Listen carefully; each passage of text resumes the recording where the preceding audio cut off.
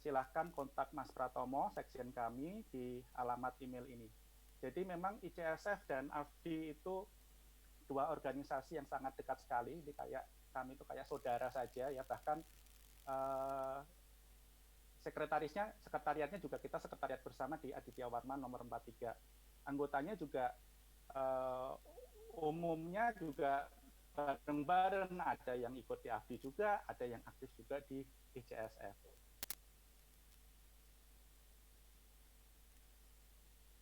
Oke, demikian informasi saya tentang AFDI. Para hadirin sekalian, untuk membuka Acer Cyber Talk siang ini, saya akan menyambut Bapak Herbert Ang, Presiden Direktur Acer Indonesia, untuk memberikan kata pembuka, sekaligus mungkin sedikit informasi tentang Acer dan kaitannya dengan cyber security. Nah, ini menarik nih Pak Herbert, karena banyak teman-teman saya nanyain gitu loh, saya taunya Acer itu, wah jago banget kalau di laptop ya, apa laptopnya ini dikasih sesuatu sehingga cyber security-nya lebih kuat atau gimana, atau mungkin ada produk-produk lainnya Pak Herbert bisa cerita. Monggo silahkan Pak, waktu dan tempat saya silahkan. Ya, terima kasih Mas Satrio. Selamat siang sekali lagi untuk semua peserta webinar, dan di kesempatan ini saya sekali lagi juga ingin mengucapkan terima kasih kepada semua panelis yang hari ini boleh hadir, teristimewa kepada dua pembicara utama kita, Panu, terima kasih Panu untuk waktunya, juga our colleague from Taiwan, CY, thanks for your time. Hari ini adalah menandakan webinar yang kedua ya, yang Acer lakukan di dalam serial apa yang disebut sebagai Acer Cyber Talk ini. Banyak pertanyaan yang masuk, Acer apa hubungannya sama cyber security gitu ya, seperti yang tadi Mas Satrio sempat sebutkan. Nah, jadi di kesempatan ini izinkan saya untuk kembali sekali lagi memberikan informasi kepada semua peserta apa hubungan Acer dengan cyber security ini. Izinkan saya untuk share screen.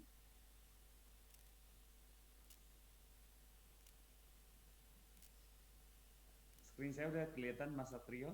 Kelihatan Pak? Oke, good, thank you.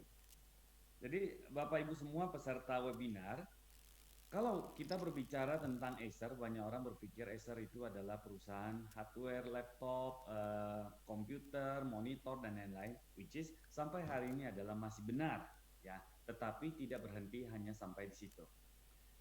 Sejak beberapa tahun yang lalu kami terus melakukan inovasi dan transformasi terhadap company ini, teristimewa di Indonesia, sehingga company ini bergerak menjadi sebuah company yang menyediakan solusi.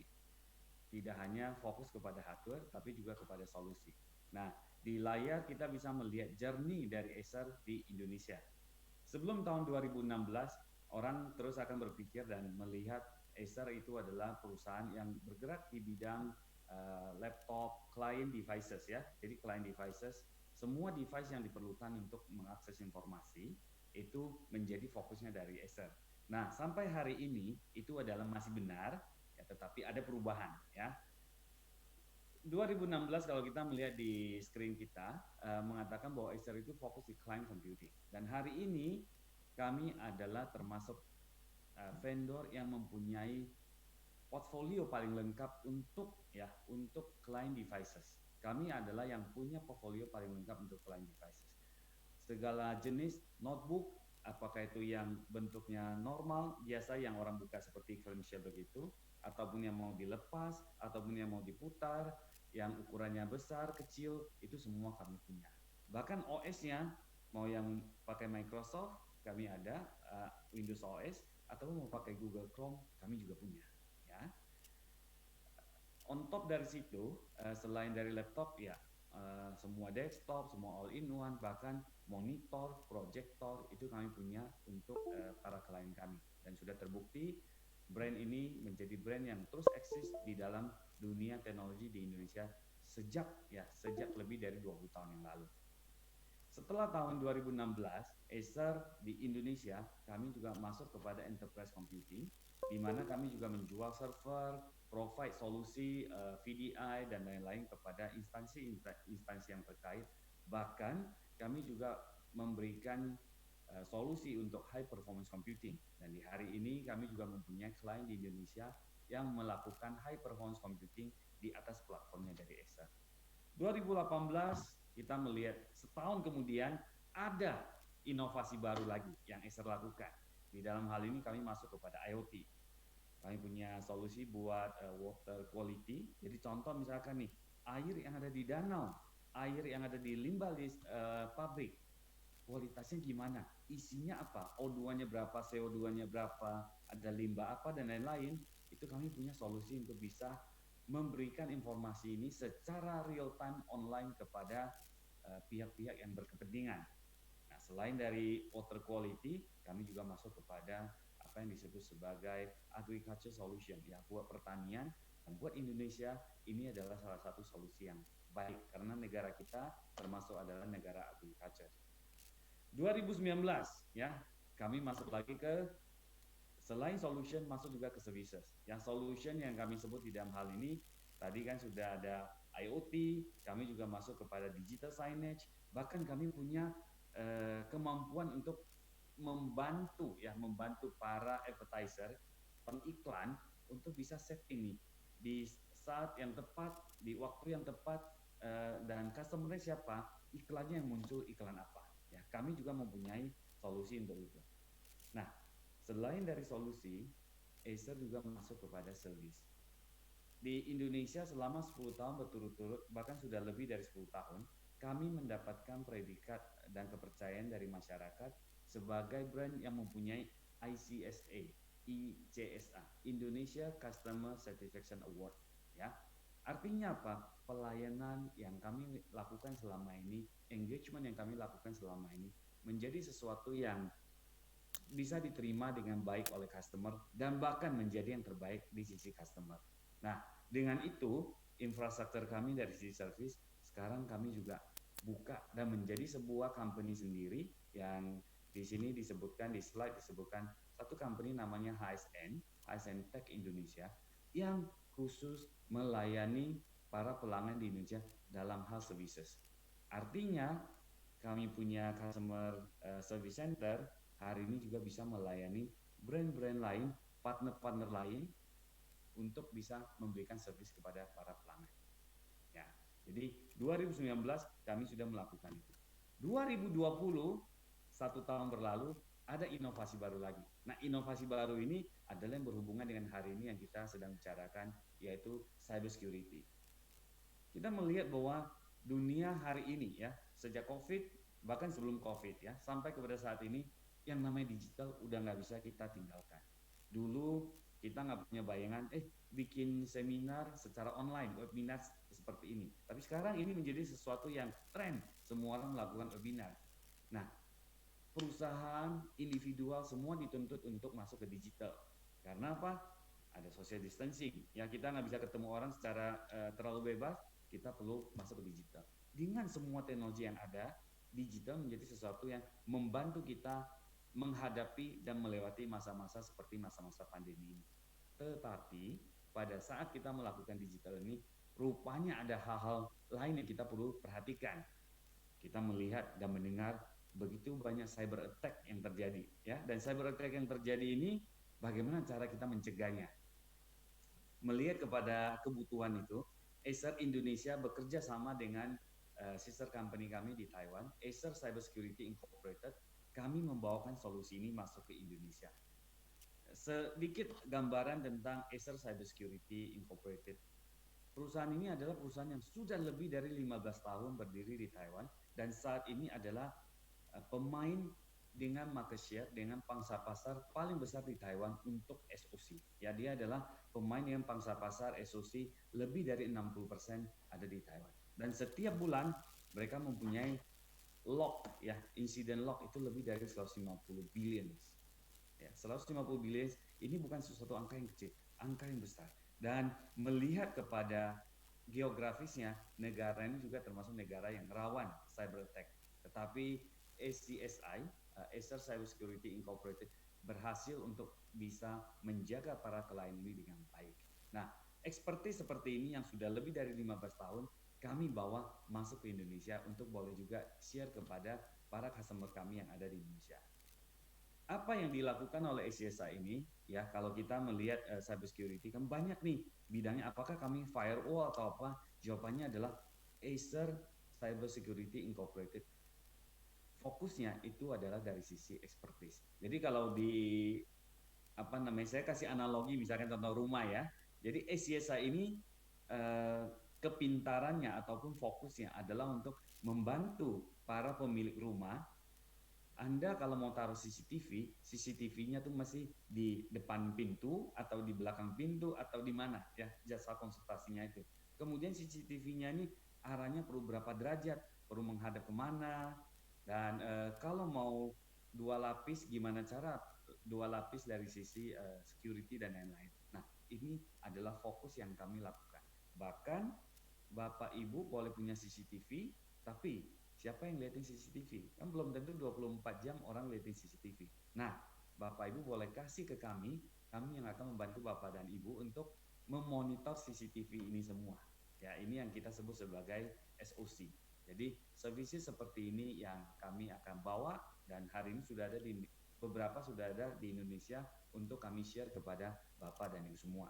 Nah, dengan ini saya ingin mengajak kita semua untuk boleh mengikuti acara hari ini, khususnya tentang Acer Cyber Talk ini di dalam hal forensik, ya, digital forensik. Kalau ada insiden, forensik seperti apa. Dan kita sudah menghadirkan, sekali lagi terima kasih kepada pakar kita, Panu, ya beliau ini salah satu apa namanya bintang besar kalau dibilang untuk dunia forensik, dan hari ini kita sangat berterima kasih Panu ada kesempatan untuk boleh sharing kepada kita semua ya.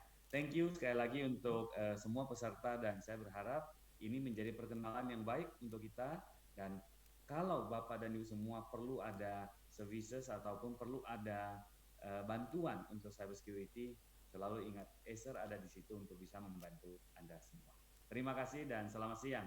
Saya kembalikan ke Mas Satrio. Silakan Mas Satrio. Oke. Terima kasih Pak Herbert atas sambutannya. Jadi ini menarik, saya sudah baca di Q&A teman-teman sekalian, wah luar biasa pertanyaannya. Oke deh, untuk yang materi pertama kita bicara SOC. Ya. Jadi apa sih SOC itu? Security Operation Center. Nah, ini Pak CY nanti akan cerita bagaimana praktek-praktek SOC yang dilakukan di Taiwan, bagaimana prosesnya, ada studi kasus juga, menarik nih, karena ada studi kasusnya. Bagaimana studi kasus, ada satu kasus, kemudian prosesnya gimana, sampai akhirnya solve-nya seperti apa, gitu loh. Ya, karena services SOC yang Acer tawarkan di Taiwan itu kan tetap ada batasannya. Ya. Jadi dia akan cerita hal tersebut. Terus bagaimana proses threat intelligence sharing-nya? Ya. Karena apa? Karena kalau seumpama kita diserang, satu industri diserang, satu sektor diserang, ya itu informasi itu harus jangan di-keep sendiri gitu. Karena kalau tidak, penyerang itu nanti akan bisa menggunakan cara yang sama untuk menyerang tetangganya, untuk menyerang teman-temannya yang satu tipe, yang satu industri, ya itu berbahaya. Oleh karena itu, nanti kita akan dengar sendiri penjelasan dari Pak Siwai, ya. Halo Pak Siwai, how are you? Good afternoon. Yeah. Yes. On today's Acer Cyber Talk first sharing session, we have Bapak Siwai Huang. He is a technical vice president of Acer Cyber Security Inc., head of ACSI Security Operation Center with 25 plus years experience. Plus is more there. Plus. Yeah, experience in cybersecurity profession with specialty in SOC implementation, operation, incident response, and forensic. We will learn several case studies of incident handling on supply chain, healthcare, and critical infrastructure sector, and threat intelligence sharing practice on Taiwan. Yeah. For Bapak Siwai Huang, you have 20 minutes for presentation. Time is yours. Okay, so let me share my screen. So, moment, please.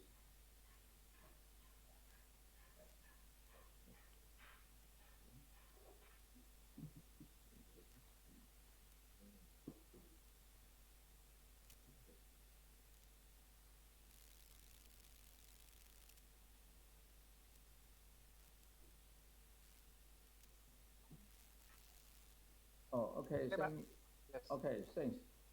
Thanks, moderator Satio. I'm from Taiwan. Hello, everybody. I'm more than happy to share some experience in Taiwan. That's we perform the forensic and to share with you what really happened in the real world. So I'm in charge of technology for ACSI.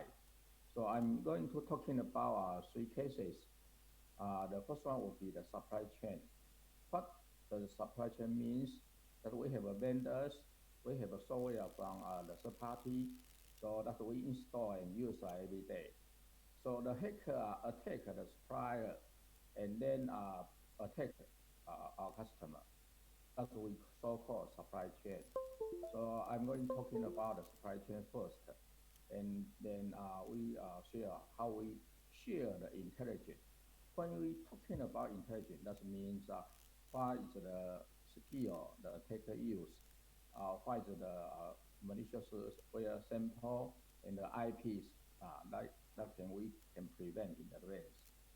So after that, I'm talking about healthcare, and finally, I'm talking about uh, critical infrastructure ransomware. That is the combination of all the skill together and to attack our critical infrastructure in Taiwan. So that's why I'm going to share with our distinguished guest today. Okay, so let me start. For the supply chain, I call it web storage. What is a web storage? That's something like a Dropbox. I know maybe some of you already use Dropbox. You can synchronize your files to cloud automatically. So there's somewhere in cloud that you can keep your file. In case of the file is missing or lost, and you can pick up your file from cloud. So this case is something like you buy a hardware from the vendor, PC or notebook. They are built-in web storage services. So you can enable the service for you. You can automate back up your file to the vendor. They provide the cloud service. So let's see the screen right now. The incident caused by hacker, which attack and control the software app service of the web storage. So that means the update service is fully controlled by hacker.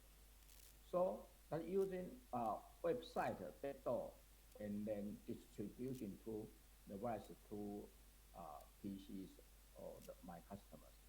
So that's the original of the root cause of the event. And please see the bottom left. Uh, we conduct a forensic, then we found the brand new malware, and we report to antivirus vendors. Please update the virus code, which you can detect. Before that, they cannot detect, so that's great. Outbreak very much.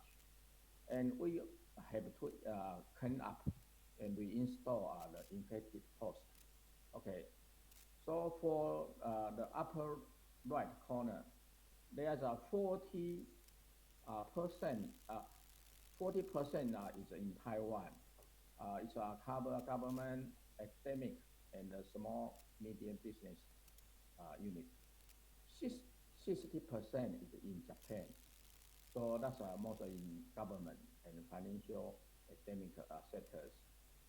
And after the case, we propose a recommendation to implement the security monitoring mechanism for those customers who don't have a SOC.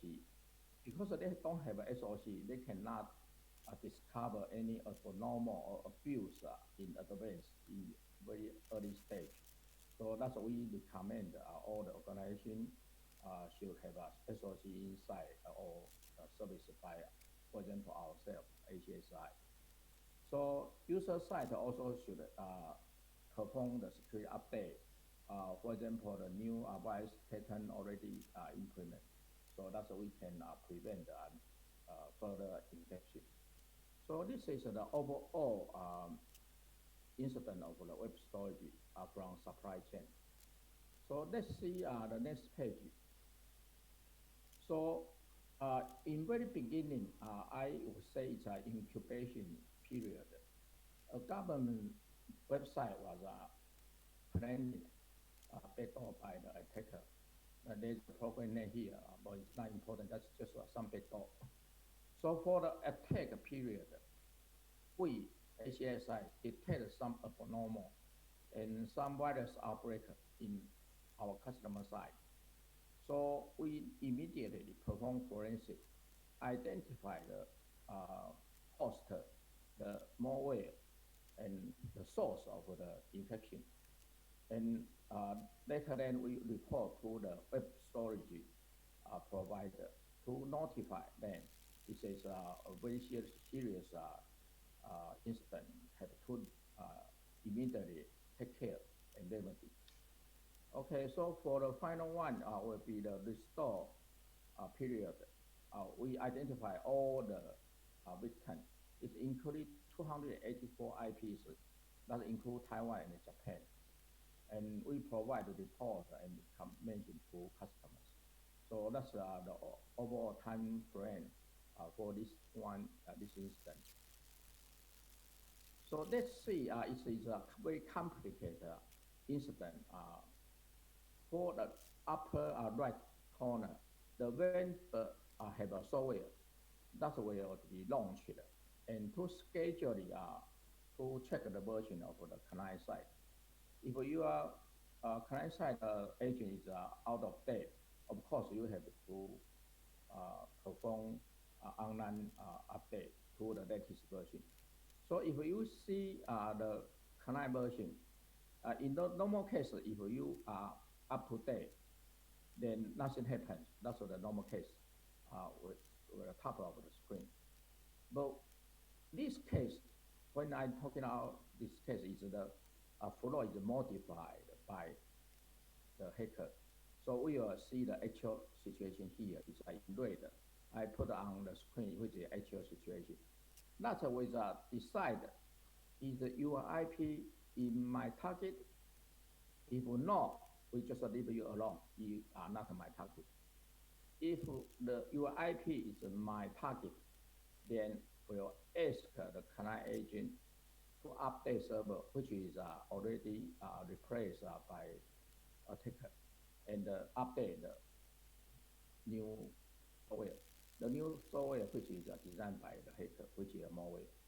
So that is the total scenario of the attack. So from the security point of view, first of all, we need to discover something abnormal. That after that, we have to perform forensic work to understand all the details and all the attacking case, and what is the malware and what is the attack IP, and to conclude the final analysis like this. So that's what we are doing for our customer. So this is we so-called IOC. Is a very important part of intelligence. That's the CNC server, which is the command control channel for attacker. So we discover there's a attacker control IP. Then there are also attack source from different IPs. And on the right-hand side, there's a brand new malware. So we have to report to antivirus vendors to create a new patterns immediately. There are also the sample files on the computer. You have to find out. So what is the IOC stand for? We have to share to our other partner or share to our government. Everybody take aware of this situation and to take any prevention in the advance. Okay, so that's what I'm talking about threat intelligence sharing. Okay, so let me summarize the damage. As I mentioned, that there is 284 IPs connected to the malware. Actually, the customer use web storage is much more than 284, but not everyone is entitled to be infected. If you are nobody and the hacker don't want to take care of you, so you are not eligible to infected. But the selected and the target IP is right now is 284.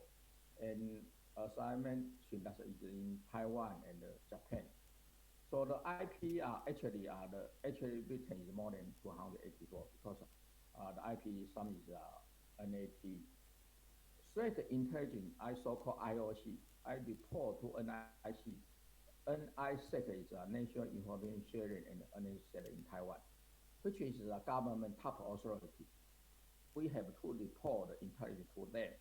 So Taiwan government can aware and know overall security situation in Taiwan. And also we provide IC to JP-CERT, which is in Japan. In the Japan computer emergency with some team. We also provide the intelligence to them and to take any caution and notification to Japan customer. There's Interpol, which is the International Criminal Policy Organization, is still tracking down this case. They want to find out who launched the attack. So this is the supply chain. So from security point of view, it's a big challenge because you don't know which vendors software will be compromised at their home, which software you will update the malicious code. So it's a big challenge, but it's real happens. The news you can read on the internet. So that's what we witness and handle for, which is the case one. I share with all the cases. Okay, so we continue to the healthcare. You can see the diagram here. There's, there's a remote desktop can connect to the hospital. So 3389 service, which is a remote desktop protocol. So there is a brute force from outside try to get access to the inside hospital service. So we discover and find out a phenomenon very early by our SOC. So let's see the time frame here. We detected a phenomenon very early in the early morning at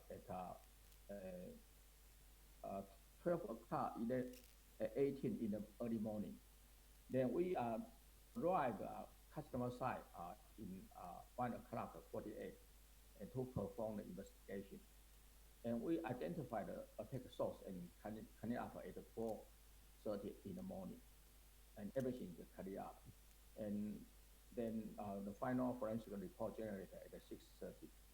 So in this case, my customer is the hospital. They are painless and no business impact in the incident. So we from discover to clean up, it takes around 4 hours, and everything is almost nothing happens. So to prevent the hospital to have any business interruption when 9 o'clock in the morning. So this is the hospital ransomware case. So what we are doing, we operate the security operations centers. We monitor all the security situation of our customer.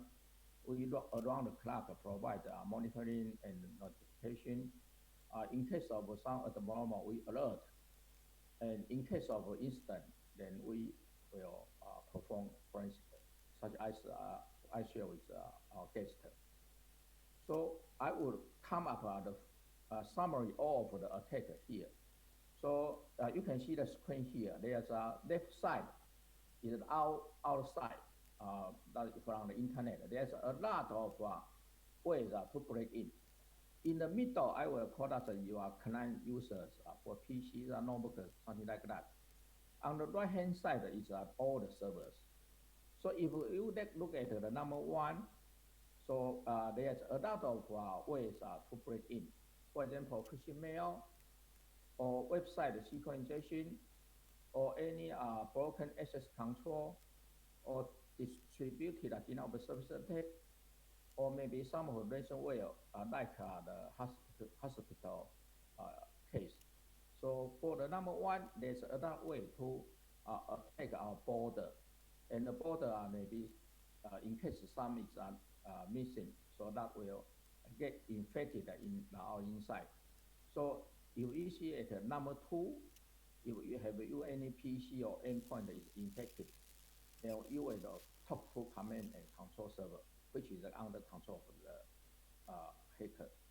So once the hacker can control your internal computer, then we'll try to attack the next neighborhood computer. So for example, the number 3, so you maybe can gain access of the computer and gain access of the password or the key. And finally, you will attack to the right-hand side. I call it the domain control, which is the top authority and the top bridge of the system. So once the domain control is compromised, so the ransomware will broadcast to every endpoint, including PC, including servers, that all were infected and it's serious damaging. That's a really happened case. So this slide, I will summarize all the combination, all the skills attacker will use to attack our organization. Excuse me, Pak CY, 3 more minutes. Yeah. So the final one, that will be our intelligence sharing structure of Taiwan. At the bottom is the enterprise. So enterprise, you have to monitor by yourself. So you have a SOC in place. There, in case of incident, you have to report to upper layer, which is finance, energy, water, transportation, like that. That's a domain. We have to share our intelligence and report to the national level. So that that's the structure in Taiwan. We share the intelligence and all the attack activities. So the final one, that ACS would like to broad and to share the intelligence in the region. So right now we are doing very well in Taiwan. So we are also looking forward. We have partner in Indonesia or the other country in Asia. We can have an alliance to share the intelligence and all the attack skill or any incident that we can make our security better than before. Okay, thank you. Thank you very much. Oke, thank you very much Pak CY Wang. Jadi buat Bapak Ibu peserta, ada juga yang nggak mau dipanggil Bapak ya karena masih mahasiswa ya. Adik-adik sekalian ya, ini kita sudah mengikuti satu materi yang menurut saya luar biasa karena ini bicara bagaimana Acer dan terutama Taiwan dalam menyiapkan organisasinya dan menghadapi serangan cyber. Jadi saya sempat membaca Q&A, ini sudah 100 lebih pertanyaan, luar biasa teman-teman. Ini partisipan juga sudah hampir 1.500 orang di sini. Nah, ini saya ingin menjelaskan kembali bahwa untuk materi kita itu ketika kalau semama kita bicara cyber security itu selalu ada 3 bagian ya, before attack ya, atau pre-incident, during attack, kemudian after attack ya. Nah, kita ini sekarang diskusinya lebih ke arah ke during attack. Jadi ketika serangan masuk ke dalam suatu organisasi, bagaimana proses untuk melakukan insiden responnya. Kemudian nanti dari Pak Nuh nanti akan bicara after attack-nya. Bagaimana proses untuk penyelidikannya sampai akhirnya bisa didapatkan bukti digital, bukti elektronik yang nanti akan dibawa ke pengadilan. Ya. Jadi kalau semama pertanyaan teman-teman sekalian, Bapak Ibu sekalian itu bicara banyak yang di before attack-nya di bagian persiapan untuk organisasi menyiapkan diri. Ya, mohon maaf kami tidak bisa menjawab karena keterbatasan waktu. Ya. Kemudian selanjutnya untuk sharing kedua pada Acer Cyber Talks yang ini kami akan mengundang ini mentor saya Suhu di bidang digital forensik, Bapak Kombes Polisi Muhammad Nuh Al-Azhar. Beliau adalah pemeriksa forensik utama Puslapor Bareskrim Polri, Ketua AFDI pertama, punya gelar akademik dan bermacam sertifikasi internasional forensik digital, dan juga penulis buku. Wah, ini bukunya beberapa beliau share secara gratis kalau semama nanti teman-teman tertarik untuk belajar. Tadi saya banyak sekali membaca pertanyaan bagaimana kalau saya tertarik untuk mendalami cyber security, gimana caranya. Kuncinya cuma satu, baca dan belajar ya. Dan ini salah satu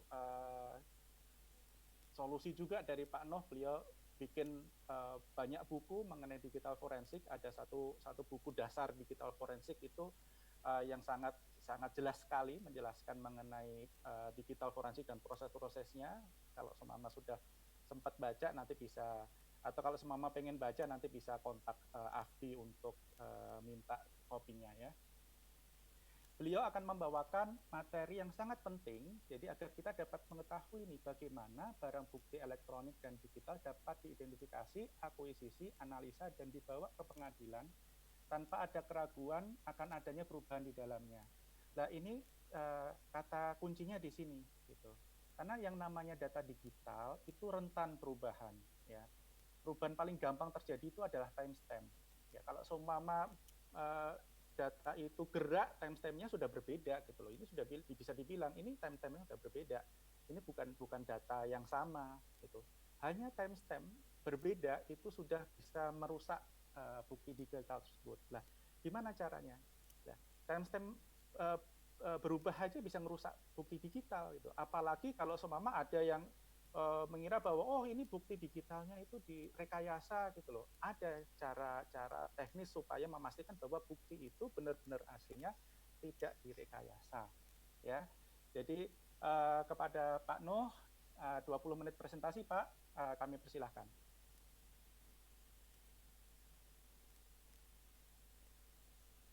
Baik, terima kasih Pak Bowo semuanya. Bu Siska, Pak Herbert Eng, and Mr. Siwai. Assalamualaikum warahmatullahi wabarakatuh. Selamat siang, salam sehat. Sebelum memulai, tadi saya coba-coba lihat Q&A, question and answer, banyak sekali. Saya hanya bisa beberapa pertanyaan awal yang bisa saya jawab, sisanya saking banyaknya, saya langsung kenyang gitu. Kalau ibarat makanan langsung kenyang gitu, banyak banget. Baik, saya share screen ya.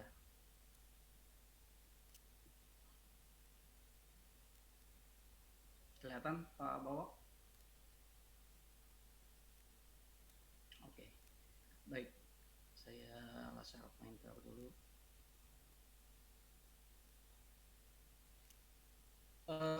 Saya diminta sama penggara untuk ngomong tentang cyber incident dan digital forensic investigation. Karena waktunya singkat, saya skip beberapa slide ya. Ini tentang saya skip aja. Baik. Masuk di hasil survei yang dimainkan oleh Leos Russell dan bersama dengan Hootsuite, dinyatakan bahwasanya penduduk dunia saat ini sekitar 7,75 miliar, dan dari angka 7,75 miliar, yang uniknya adalah 5,2 miliar itu pengguna gadget. Jadi kita bisa bayangkan saat ini pengguna gadget dunia itu 5,2 miliar. Dan jumlah total koneksi gadgetnya sendiri itu hampir 8 miliar. Jadi kalau ditanya saat ini dunia, banyakkan manusia atau banyakkan koneksi gadget, saat ini sudah banyakkan koneksi gadget. Dan jumlah sosial media, pengguna sosial media itu 3,8 miliar, sedangkan pengguna internet 4,5 miliar. Jadi tidak semua pengguna internet itu main sosmed, dan tidak juga semua pengguna gadget itu main sosmed. Dan uniknya dari 3,8 pengguna sosmed, hampir seluruhnya mengakses sosmed lewat gadget. Itu peta dunia. Kita lihat peta Indonesia. Dari peta Indonesia ini kita bisa lihat total populasi penduduk Indonesia saat ini 272 juta. Dan jumlah koneksi gadgetnya 338 juta. Ini banyak sekali. Dan pengguna internetnya 175 juta. Yang mengakses internet lewat gadget 171 juta. Jadi kalau kita lihat di sini, hampir semua pengguna internet Indonesia itu mengakses internetnya lewat gadget. Dan pengguna sosmed 160 juta. Jadi Indonesia hampir mirip dengan peta dunia saat ini. Kita lihat lagi. Jadi data-data statistik tadi secara tidak langsung menunjukkan kepada kita bahwasanya saat ini kita sudah saling terkoneksi. Jadi ada filosofi everything is connected. Bagaimana koneksinya? Itu lewat internet. Jadi mulai dari komputer terkoneksi ke internet, kemudian ada e-commerce, kemudian ada juga e-banking dan segala macam di sini. Termasuk juga yang paling menjadi pokok bahasan saat ini adalah ada istilah cyber ghost mobile. Istilah cyber ghost mobile ini yang di sini itu dikarenakan bertumbuh kembangnya mobile apps itu dalam jumlah yang sangat banyak sekali. Jadi ada mobile apps, ada smartphone, ada internet. Sekitar 10 tahun yang lalu itu sudah muncul istilah cyber ghost mobile. Beberapa tahun belakangan, begitu maraknya sosial media, bertambah lagi satu filosofi, cyber ghost sosial. Jadi saat ini di dunia tidak hanya cyber ghost mobile tapi juga cyber ghost sosial. Jadi hampir semua orang punya gadget dan hampir semua orang punya akun sosmed dan semua saling terkoneksi. Dan sisi negatif dari adanya era digital yang kita hadapi saat ini adalah adanya kejahatan. Dan kejahatan ini kita bagi dua. Ada namanya cybercrime atau dikenal juga dengan istilah cyber incidents, dan yang kedua computer related crime. Yang pertama cybercrime ini adalah kejahatan berteknologi tinggi. Pelakunya juga smart. Jadi kalau kita melakukan investigasi cybercrime itu lumayan pusing. Kalau computer related crime itu adalah kejahatan konvensional, namun ada barang bukti komputer, smartphone atau high-tech devices lainnya sebagai barang bukti. Jadi contoh kasus korupsi, kasus narkoba, perampokan, pembunuhan, penipuan, dan lain sebagainya. Dan di antara kasus-kasus kejahatan konvensional tersebut ditemukan adanya smartphone, komputer, CCTV, dan segala macam, maka itu dinamakan computer related crime. Nah, kalau kita ngomong cybercrime, pelakunya dikenal dengan istilah hackers, meskipun ini sebenarnya nggak tepat, dan mereka saat ini sudah well organized, jadi lumayan challenging untuk melakukan investigasi. Dan cybercrime itu betul-betul menggunakan high-tech devices, komputer, smartphone, ataupun akses internet segala macam, termasuk software aplikasinya sebagai tool untuk melakukan kejahatan dengan targetnya juga berupa high-tech devices. Pertanyaannya adalah, ketika kita berbicara tentang cybercrime, cyber incident, ataupun computer related crime, pertanyaan adalah how to respond it properly. Bagaimana kita melakukan respon terhadap kedua jenis kejahatan ini dengan benar.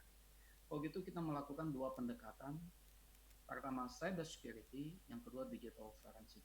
Meskipun sebenarnya digital forensic ini bagian dari cyber security secara umum. Kita lihat.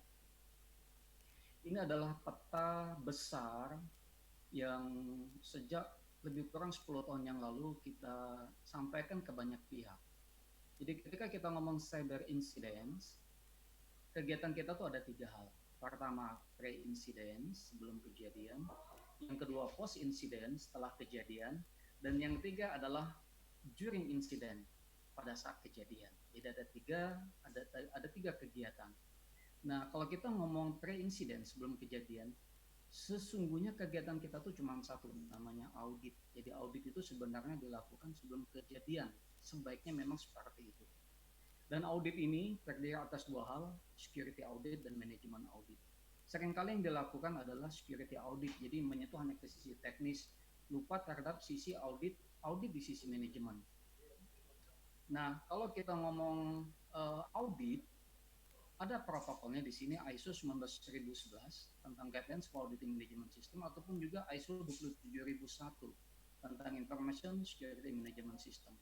Nah, ada juga protokol yang lain, namun 2 protokol ini yang paling sering digunakan.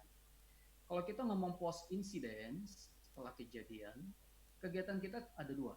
Pertama investigasi dan yang kedua mitigasi. Jadi hanya 2 kegiatan kita setelah kejadian. Investigasi adalah bagaimana kita melihat kasus cyber incident ini, dilakukan penyelidikan, dilakukan penyidikan untuk mendapatkan jawaban 5 satu hal. Nah, investigasi ini dilakukan berdasarkan saintifik secara ilmiah, makanya digunakanlah dengan pendekatan digital forensik. Dan digital forensik ini tidak berdiri sendiri, dia juga butuh yang namanya cyber law. Jadi kedua hal ini seperti koin dengan dua sisi, sisi forensik satunya dan sisi yang lainnya adalah law. Kalau mitigasi, ini kaitan dengan bagaimana kita merecover sistem yang diserang supaya cepat pulih kembali, recover secepatnya. Dan sistem yang diupdate juga lebih secure, lebih kuat. Nah, kalau kita ngomong during incident di tengah-tengah ini, jadi kalau kita ngomong cyber incident, biasanya kita petakan penyebabnya itu dua hal secara umum. Pertama, Trojan based, yang kedua bugs based. Jadi dikarenakan Trojan dan juga dikarenakan adanya celah kelemahan. Nah, kegiatan during incident ini cuma satu, namanya monitoring. Dan karena sifatnya monitoring, kita butuh yang namanya Security Operation Center. Dan protokol terhadap Security Operation Center-nya adalah ISO 27039 tentang Intrusion Detection Intervention System. Sedangkan kalau kita ngomong yang tadi post incident setelah kejadian, protokol kita ada Information Security Incident Management ataupun Guidelines for Digital Evidence, ataupun yang kalau kita ngomong lab, digital forensik itu berkaitan erat sekali dengan lab, maka kita menggunakan pendekatan protokol ISO 14025. Nah, kalau kita ngomong dari awal sampai akhir ini, inilah yang dinamakan cyber security dengan pendekatan 27032, ISO 27032. Jadi, cyber security itu luas sekali. Meskipun seringkali disimplifikasi dengan hanya pada sisi perangkat keamanan tentang IBPS gitu. Padahal sebenarnya mulai pre-insiden, during incident hingga post-insiden. Nah, dari peta ini yang menarik sekali yang di sisi sini. Jadi di sisi pre-insiden itu ada namanya public awareness. Jadi ini yang sering terlupakan. Seringkali kita berbicara tentang cyber incident, cyber security, sampai mulut berbusa-busa, tapi kita lupa ke sisi public awareness. Ketika publik itu belum muncul awareness terhadap adanya cyber incident, ya kita capek. Tetap akan terjadi kasus, tetap akan terjadi korban. Persis seperti mama minta pulsa beberapa tahun yang lalu, ditangkap kelompok mama minta pulsa yang satu, kemudian nanti muncul kelompok yang lain, dan uniknya juga ada korban lagi. Terus-terusan seperti kita capek. Nah, kita harus memunculkan public awareness, hingga ketika publik ini sudah aware terhadap adanya cyber incident, perlunya cyber security, maka ini akan menurunkan angka kejahatannya. Lebih pintar, lebih smart bagaimana menghandle komputernya, lebih pintar menghandle smartphone-nya. Jadi ada juga pertanyaan tentang itu. Kemudian yang kedua, di sisi pre-incident itu ada namanya forensic readiness. Jadi sejatinya digital forensik itu tidak hanya kita ngomong di sisi post-incident, tapi juga kita ngomong di sisi pre-incident. Nah, forensic readiness ini adalah bagaimana kita bisa menyiapkan perangkat kita, sistem kita, server kita, komputer, gadget kita, itu memiliki logging yang lengkap. Ketika terjadi cyber incident, dengan mudah kita untuk bisa melakukan kegiatan forensic investigation di dalamnya. Kita bisa melakukan tracking, how it happened, why it happened, when it happened, dan segala macamnya. Jadi kita butuh sistem yang memiliki logging yang baik. Nah, ketika sistem itu memiliki logging pencatatan yang baik, kita biasa menamakan dia well readiness untuk kegiatan digital forensik. Baik, saya lanjutkan. Dan ini tentang ISO 27032, Guidelines for Cyber Security. Jadi secara umum, kalau kita baca guidelines ini, itu dipetakan menjadi 4 hal. Pertama, cyberspace. Yang kedua, assets. Yang ketiga, threats. Yang keempat, controls. Oke, kita lihat di sisi cyberspace. Jadi cyberspace ini pertama sekali di dalam guidelines itu menyatakan tentang people. Jadi inline dengan penjelasan slide sebelumnya tentang public awareness. Jadi kalau misalnya masyarakat itu nggak ikut serta, ya security yang kita bangun itu nggak komplit, nggak lengkap. Jadi memang penekanan pertama tentang cyber security adalah di sisi people. Yang kedua, aset. Aset ini kaitannya dengan ada antaranya tentang critical infrastructure. Jadi macam-macam di sini ada server ICT, energy, finance, transportation. Penekanan utama adalah tentang ICT sebagai backbone-nya. Kemudian threats. Nah, ancaman di sini kita pengen menekankan di sisi agent, outsiders dan insider. Seringkali cyber incident terjadi itu orang berpikir dihack dari outsider, dari luar. Padahal sangat mungkin itu juga dilakukan oleh orang dalam. Jadi cara berpikir ketika kita menghandle cyber security belum tentu itu dilakukan oleh orang luar, tapi bisa jadi itu dilakukan oleh orang dalam. Dan mekanisme serangan ini macam-macam di sini. Kemudian kontrol. Bagaimana kita bisa melakukan monitoring kontrol terhadap sisi cyber security. Jadi ada namanya protection dan juga ada namanya monitoring yang tadi kita singgung, kita butuh namanya security operations center.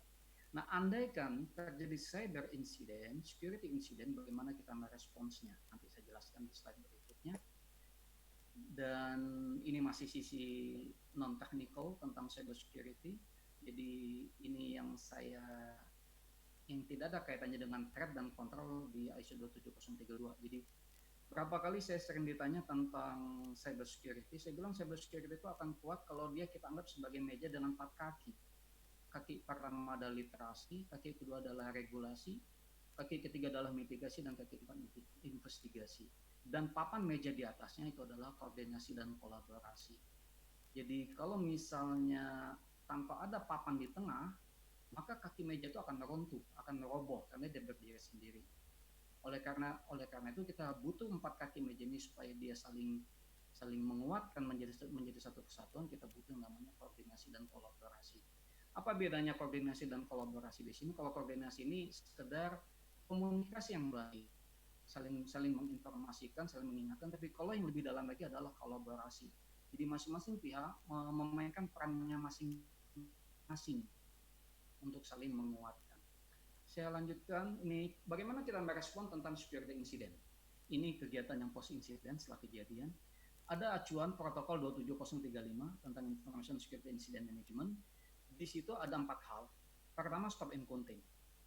Jadi ketika ada security incident, supaya tidak merambah kemana-mana, supaya tidak menjalar kemana-mana, stop and contain. Hentikan dan lokalisir. Kemudian yang kedua, eradicate. Kita coba hapus masalah-masalahnya itu, kita eradicate, kita supaya tidak mengganggu lebih dalam lagi. Kemudian yang ketiga, kita lakukan analisis dan report, dan baru kita follow up itu untuk supaya membuat sistem menjadi lebih baik lagi. Nah, untuk mendapatkan 4 hal ini kita lakukan 5 kegiatan. Pertama, plan and prepare. Jadi plan and prepare ini salah satunya yang perlu penekanan di sini adalah perlunya membentuk yang namanya ISER, Information Security Incident Response Team. Jadi perusahaan-perusahaan yang menjalankan satu sistem IT sebagai backbone-nya ataupun yang sebagai penunjang ataupun apalah itu, ada servernya, sebaiknya membentuk satu tim yang namanya ISER, Information Security Incident Response Team, yang tim ini bertanggung jawab jika nanti ada security incident, dia akan merespon sesuai dengan protokol 27035 dan juga yang lainnya. Kemudian yang kedua, kegiatan adalah detection and reporting. Nah, detection ini kita bisa gunakan perangkat-perangkat keamanan, IPDS, firewall, antivirus, login segala macam, dan kita bisa memaksimalkan reporting ini dari staff, manajemen ataupun customers. Andaikan tim admin atau tim ISAT ini tidak bisa mendeteksinya, kita bisa gunakan pihak yang lain. Kemudian yang ketiga, assessment and decision.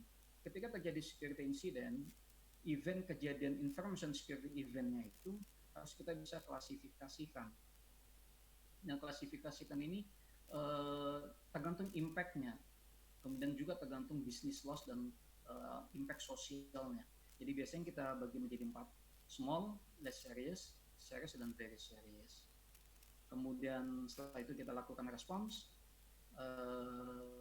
Yang penting adalah convene ini melokalisir, kemudian dilakukan kegiatan forensic analysis dan kegiatan recovery selanjutnya.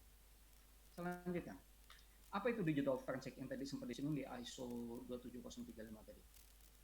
Izin, iya. Masih ada 5 menit, tapi karena proses materinya sepertinya masih banyak, saya tambahin 10 menit lagi ya Pak, jadi 15 menit lagi. Nah, apa itu digital forensik? Makasih Pak Bowo. Digital forensik ini, kalau kita lihat yang di sisi kiri ini erat sekali dengan scientific dan law. Makanya di banyak kursus ataupun kuliah tentang digital forensik, entah itu DS1, S2, S3, itu selalu dikenalkan law, hukum. Kenapa? Karena ini memang erat sekali kaitannya. Output dari digital forensik ini akan menjadi alat bukti hukum yang sah, tidak hanya di Indonesia, tapi di seluruh negara di dunia. Jadi nantinya pegiat-pegiat digital forensik akan menjadi ahli di persidangan, akan menjelaskan apa yang telah dilakukan dan apa yang didapat dan bagaimana merekonstruksi kasus segala macam. Nah, digital forensik dulunya sekali itu identik dengan komputer forensik karena memang barang buktinya adalah komputer forensik. Ini kita mulai di tahun 2000, 20 tahun yang lalu memang itu komputer PC barang buktinya. Kemudian berkembangnya teknologi, digital forensik menjadi batang pohon besar dengan banyak cabang-cabangnya. Tidak ada cyber forensik kaitannya dengan jaringan, kemudian teras forensik bagaimana kita menghandle barang bukti elektronik digital di TKP yang di link pertamanya. Kemudian malware forensik ini yang lumayan challenging bagi anak-anak milenial, bagaimana kita bisa menganalisis malware, trojan segala macam. Misalnya juga ini kaitannya dengan memori forensik, menganalisis memori RAM. Kemudian uniknya lagi, digital forensik itu punya musuh namanya anti forensik. Jadi satu-satunya fungsi forensik yang punya musuh adalah anti forensik. Jadi kalau kita belajar fungsi forensik yang lain seperti kedokteran forensik, chemistry forensik, biologi forensik, toksikologi forensik ataupun yang lainnya, maka itu nggak ada musuh. Tapi kalau kita belajar digital forensik, kita dikenalkan dengan musuhnya namanya anti forensik. Yang mana kalau anti forensik ini dijalankan, maka digital forensik mendapatkan kesulitan untuk mengeksplor barang bukti itu. Nah, anti forensik ini kita bagi menjadi 4 saat ini: crypto, stigo, secure deletion, dan hacking for spoofing. Kemudian audio forensik kaitan dengan rekaman suara, kemudian image forensik gambar, video forensik rekaman video ini sekarang paling banyak kaitannya dengan CCTV, mobile forensik kaitan dengan gadget, dan audit forensik ini kaitannya dengan audit investigasi ketika hasil audit itu mendapatkan satu masalah, ini biasanya di perusahaan ini biasanya dilakukan di post insiden, maka selanjutnya dilakukan audit investigasi. Nah, inilah namanya audit forensik. Oke, kalau saya mengenalkan digital forensik tadi, maka saya juga mencoba mengenalkan tentang Puslapor, tempat saya bekerja. Puslapor, Pusat Laboratorium Forensik, ini dikepalai oleh Jenderal Bintang 1. Saat ini kita memiliki 15 forensik lab, jadi bisa dilihat di struktur organisasi ini. Kita merupakan lembaga satu-satunya di Indonesia dan juga di Bitover Polda juga ada yang memiliki 15 forensik lab yang lumayan lengkap. Jadi salah satu dari 15 forensik lab ini adalah komputer forensik lab. Dan digital forensik di Puslapor itu dimulai 20 tahun yang lalu, yang mana pada saat itu kita belajar otodidak. Jadi memang pada waktu itu banyak kampus belum mengenalkan tentang digital forensik di zaman itu, jadi belajarnya lewat buku, lewat internet. Barulah beberapa conference, seminar internasional, selanjutnya kita professional certification. Jadi yang ingin mendapatkan penekanan di sini adalah the man behind the gun, di manusia di belakang senjata. Jadi SDM-nya dibangun dulu. Yes, digital forensik itu butuh hardware and software, but they are just tools, hanya tools. We drive them. Kita yang mengendalikan hardware dan software yang kita punya, bukan dibalik, bukan hardware software yang mengendalikan kita. Nah, supaya kita bisa mengendalikan hardware dan software yang sesuai kebutuhan kita butuh namanya SDM yang handal. Jadi demand-nya dulu, bukan tegannya. Nah, disinilah kita menekan aspek sisi SDM-nya hingga berkembang. Barulah di tahun 2010 kita secara fungsional dibentuk. 2010 itu setelah 10 tahun kita bermain. 2011 strukturnya dibentuk, kemudian tahun 2014 kita menjadi lab pertama di Puslapor yang mendapatkan akreditasi ISO 17025. Jadi meskipun kita anak bungsu, tapi kita yang paling dulu mendapatkan akreditasi lab. Dan tahun 2015 tadi sempat disinggung sama Pak Bowo, kita membantu terbentuknya Asosiasi AFDI, Asosiasi Forensik Digital Indonesia. Ini berkat kerjasama dan full support dari Kementerian Kominfo. Oke, ini adalah statistik yang kami miliki. Jadi kalau warna biru adalah jumlah kasus, warna merah adalah jumlah barang bukti. Kalau Bapak Ibu lihat di slide ini, 2006 sampai 2009 kenaikan jumlah kasus dan barang bukti landai. Dan di tahun 2010 terjadilah kenaikan jumlah yang sangat signifikan, baik itu kasus ataupun barang bukti. Disinilah kita sering nyatakan tahun 2010 dimulainya ledakan barang bukti elektronik digital di Indonesia. Dan ledakan itu nggak berhenti, berlanjut di tahun-tahun berikutnya. Di tahun 2019 yang lalu, kita menyelesaikan 1.487 item evidence dari 377 kasus. Lumayan banyak sekali. Dan bagaimana digital forensik itu bermain? Salah satunya protokol 27037 tentang Identification, Collection, Acquisition, and Preservation. Jadi di sini adalah kaitannya dengan handling proses.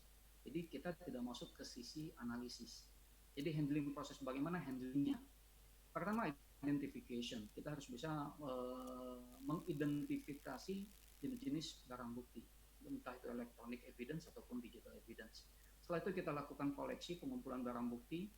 Di sini kita biasa gunakan evidence bag dan mendokumentasikannya, dan dokumentasi ini biasanya kita melakukan 3 pendekatan: fotografi forensik, kemudian pencatatan, dan juga video.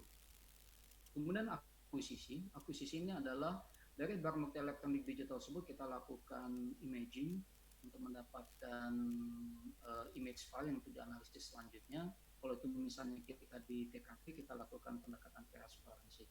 Dan PRS version di sini adalah mencegah berubahnya evidence.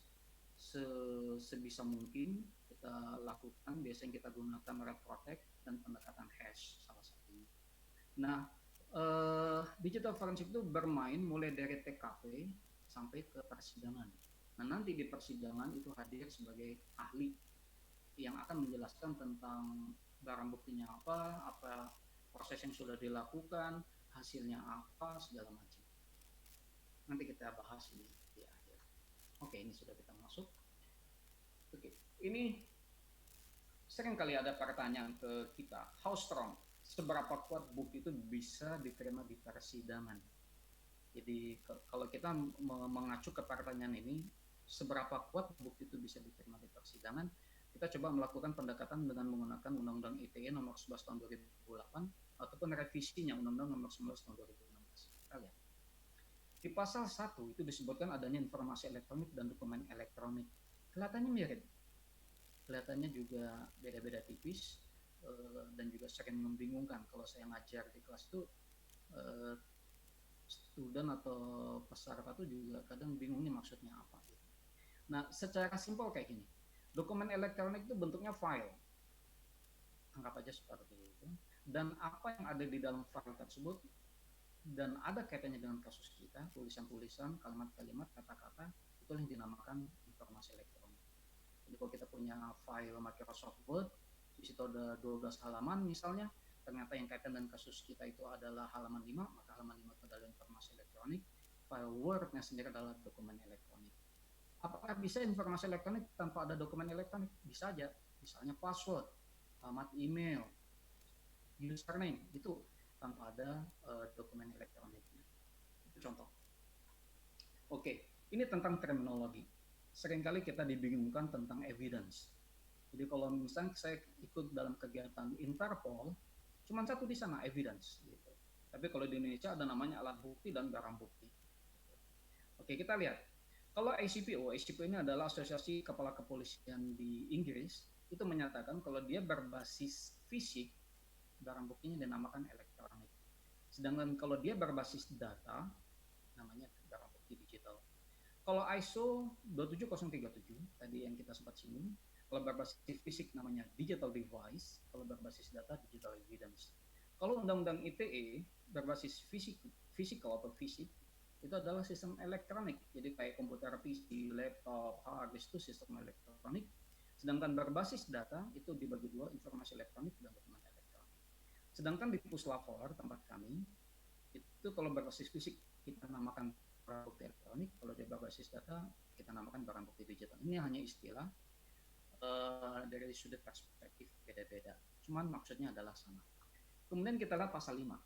Di pasal 5 dinyatakan informasi elektronik dan dokumen elektronik yang dihasilkan dari hasil kegiatan digital forensik itu bisa menjadi alat bukti hukum yang sah. Di pasal 5 itu. Dan diperjelas lagi di pasal 6, akan dianggap sah sepanjang informasi yang tercantum di dalamnya dapat diakses, dapat ditampilkan, dijamin keutuhannya dan dapat dipertanggungjawabkan. Artinya harus ada memenuhi 4 syarat agar informasi elektronik dan dokumen elektronik itu dianggap sah. Hilang salah satu syarat, memungkinkan dia tidak dianggap sah. Jadi dapat diakses, dapat ditampilkan, dijamin keuntungan dan dapat dipertanggungjawabkan.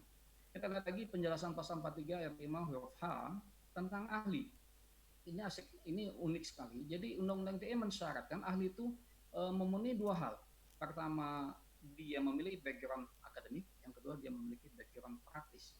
Jadi kalau bahasa anak muda ini dibilang jago teori dan juga jago praktek. Jadi baru dinamakan ahli. Jadi nggak bisa kita ngomong saya bilang saya ahli renang, saya jago teori renang tapi nggak bisa praktek renang. Jadi nggak bisa juga. Jadi harus ada ahli. Yang kalau misalnya saya pernah kumpul sama teman-teman di FBI dan Amerika, ahli itu harus memenuhi juga ditambah satu lagi pengalaman 4 tahun minimal kalau di sana. Jadi sebelum 4 tahun tidak boleh maju ke persidangan sebagai ahli, jadi sebagai di sana co-expert. Kalau kayak kedokteran itu co-asnya gitu. Oke, ini pendekatannya. Jadi kalau alat bukti tadi dibagi dua, informasi elektronik, dokumen elektronik, dan syaratnya itu dianggap sah adalah empat-empatnya harus dipenuhi, dapat diakses, dapat ditampilkan, dapat dijamin keutuhannya, dapat dipertanggungjawabkan. Biasanya kalau kita di dalam pelaporan dapat diakses itu kita tampilkan pad-nya. Pad-nya itu lokasinya di mana. Kemudian dapat ditampilkan, kita bisa tunjukkan juga screenshot-nya. Ketika ngomong jamin keutuhannya, kita biasa tampilkan dua hal. Pertama timestamp, yang kedua hash. Kemudian dapat dipertanggungjawabkan, itu kita jelaskan tentang protokol yang kita gunakan.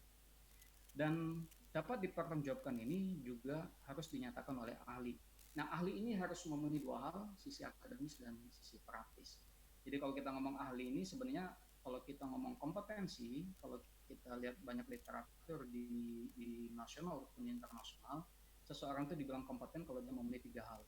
Dia well knowledge, kemudian well skill, dan yang ketiga well attitude. Jadi ada sisi knowledge-nya, dapat juga akademisnya, skill-nya itu ada sisi praktis, tambah satu lagi adalah attitude. Gitu. Yang dia sifatnya independen, impartial, jadi tidak memihak siapapun, dan secara saintifik dia nyatakan gitu. Baik, ini slide terakhir saya. Biasanya saya tampilkan dua moto seperti ini, digital forensic is my passion. Jadi digital forensic itu memang butuh satu kata namanya passion. Nggak ada passion, nggak ada digital forensic. Kalau saya ajak kelas hacking atau security, itu juga saya ganti security is my passion atau hacking is my passion. Jadi dunia IT itu akan bisa berkembang kalau kita punya passion. Jadi kalau kita nggak ada passion, ya menjadi biasa-biasa aja. Yang kedua, be someone who benefits other. Jadi adalah orang yang punya manfaat bagi yang lainnya. Bagi kami, the best person, orang terbaik adalah orang yang punya banyak manfaat bagi yang lain, bukan orang yang paling tinggi jabatan, paling banyak kekayaan, atau paling tinggi pangkatnya, tapi orang terbaik adalah orang yang punya banyak manfaat bagi yang lainnya. Dan yang terakhir, ini adalah filosofinya klub Liga Inggris Liverpool yang barusan juara Premier League, You'll Never Walk Alone. Ini kita adopsi karena ini menunjukkan tentang teamwork. Jadi nggak pernah kita itu berjalan sendirian, kita butuh teamwork. Jadi kalau kita ngomong tentang cyber incident, cyber security, digital forensic investigation, kita butuh teamwork. Demikian yang bisa saya sampaikan, Pak Bos selaku moderator. Terima kasih. Assalamualaikum warahmatullahi wabarakatuh. Waalaikumsalam warahmatullahi wabarakatuh. Wah, terima kasih sekali Pak Nuh gitu. Kita luar biasa. Ini sebenarnya materi kuliah satu semester coba dikompres jadi setengah jam ya Pak. Ya, semoga teman-teman, Bapak Ibu peserta itu bisa mendapatkan manfaat dari dua materi di atas ya. Saya membaca di Q&A itu ada 300 pertanyaan ini Pak, luar biasa. Luar biasa. Sebagian sudah dijawab, sebagian dismiss. Ya ini tipsnya buat rekan-rekan sekalian, Bapak Ibu peserta, adik-adik juga, kalau sebelum menanya itu dicek dulu yang answer gitu, sehingga nggak perlu double tanya ya. Terutama ada pertanyaan-pertanyaan mengenai AFI dan ICSF itu sebenarnya sudah beberapa saya jawab ya, jadi nggak usah ditanya ulang. Kemudian Pak Nuh juga tadi sudah sempat menjawab, jawabannya cukup panjang, luar biasa. Oke, saya coba simpulkan ya dari dua materi ini. Saya ingatkan sekali lagi, yang namanya cyber security itu sebenarnya luas sekali ya, luas sekali dari ujung ke ujung, dari persiapan, dari perencanaan, dari peningkatan awareness segala macam, sampai akhirnya ujungnya itu sebenarnya yang tadi Pak Nuh bilang, penyelidikan ya, investigasi itu dari ujung ke ujung ya. Kita di sini kita coba kompres dalam 2 jam itu kita bicara yang tengahnya, yang during incident, during attack ya, dan after incident, after attack atau post incident ya. Ini kita bicara SOC itu di tengah during incidentnya, kemudian bicara digital forensik itu di post incident ya. Kita nggak bicara di sebelumnya, itu banyak sekali soalnya pertanyaan yang hubungannya di pre-incident atau before attack. Ya. Jadi saya coba simpulkan, SOC dengan kemampuan respon insiden dan forensik digital itu merupakan bagian sangat penting bagi organisasi bisnis, publik, dan infrastruktur kritis di saat ini. Jadi orang itu, organisasi itu biasanya cuman nyiapin programmer, kemudian IT, network itu umum biasa gitu. Tetapi kondisi kayak gini sudah beda sekali ya. Ketika orang sudah semakin masuk ke dunia digital, sudah semakin tergantung dengan dunia digital, otomatis semua layanan publik, semua layanan bisnis itu mulai bergerak semuanya ke sana. Nah, ketika itu ada pelindungan khusus yang harus disiapkan. Ya, terutama untuk organisasi bisnis, publik, dan infrastruktur kritis, tergantung dari manajemen risiko masing-masing. Itu. Nah, infrastruktur dan SDM-nya itu harus terus dibangun ya untuk menghadapi dunia yang model-model seperti ini. Ya, itu adalah kesimpulan yang coba saya rangkum ya tadi dari presentasi pertama bicara bagaimana Acer dalam hal ini di Taiwan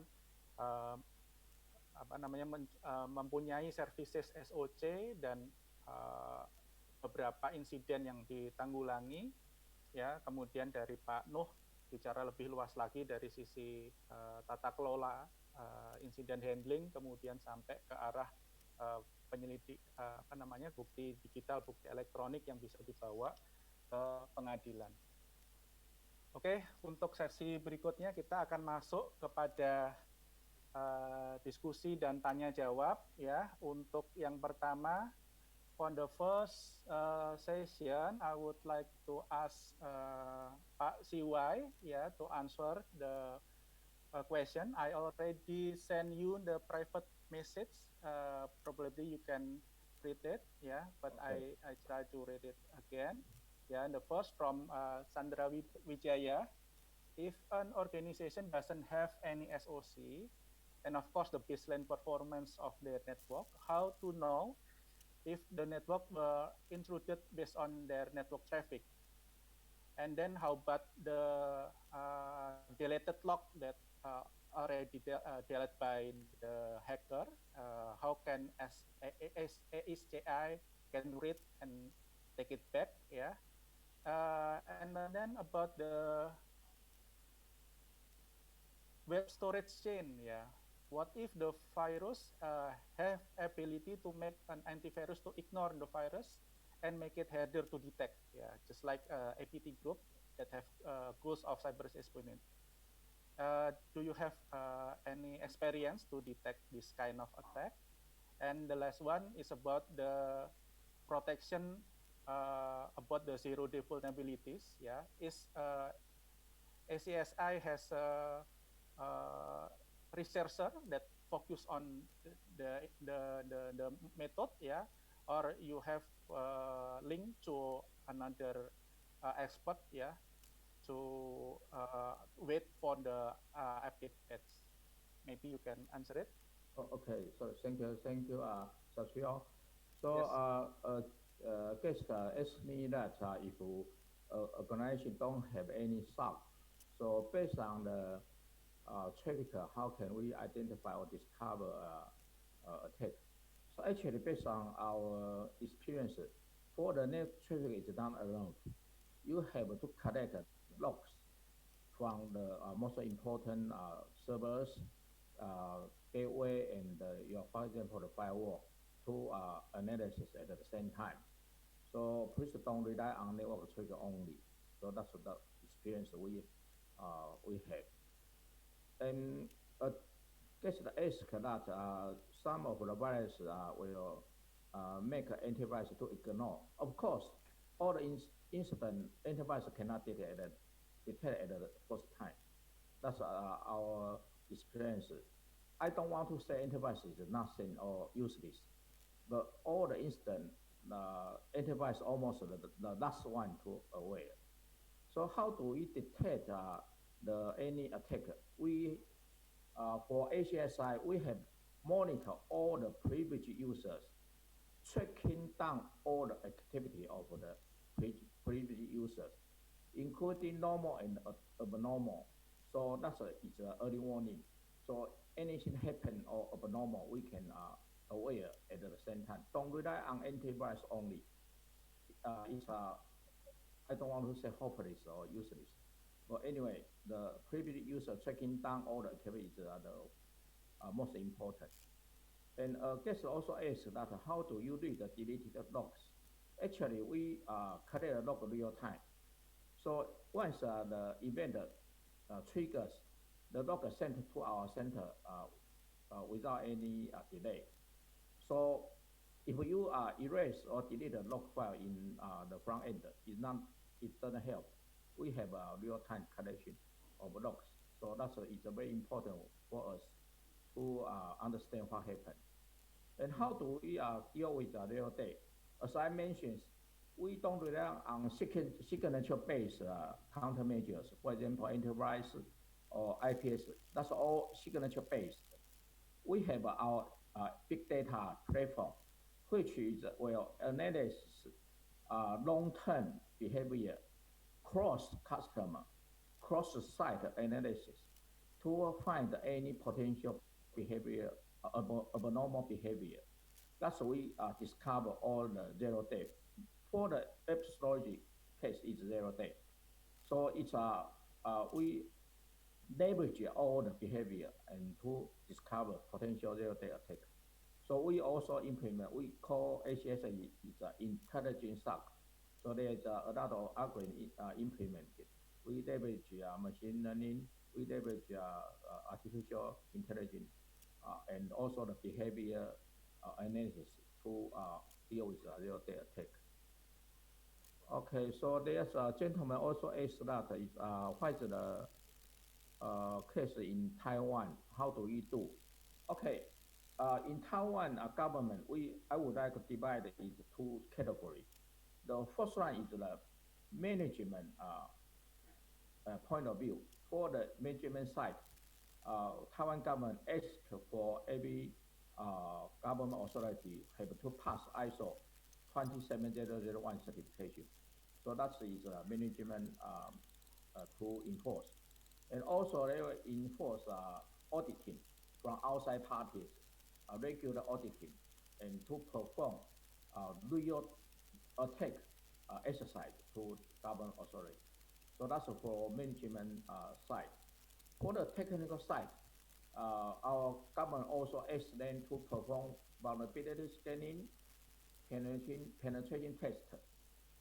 For the daily operation, they ask government to implement SOC services. They have built their own or outsourced to ACSI, for example. So for the daily operation, they need to around the clock monitoring. And also they have to build in forensic skill. So they also can build their own or outsource to, for example, ACSI.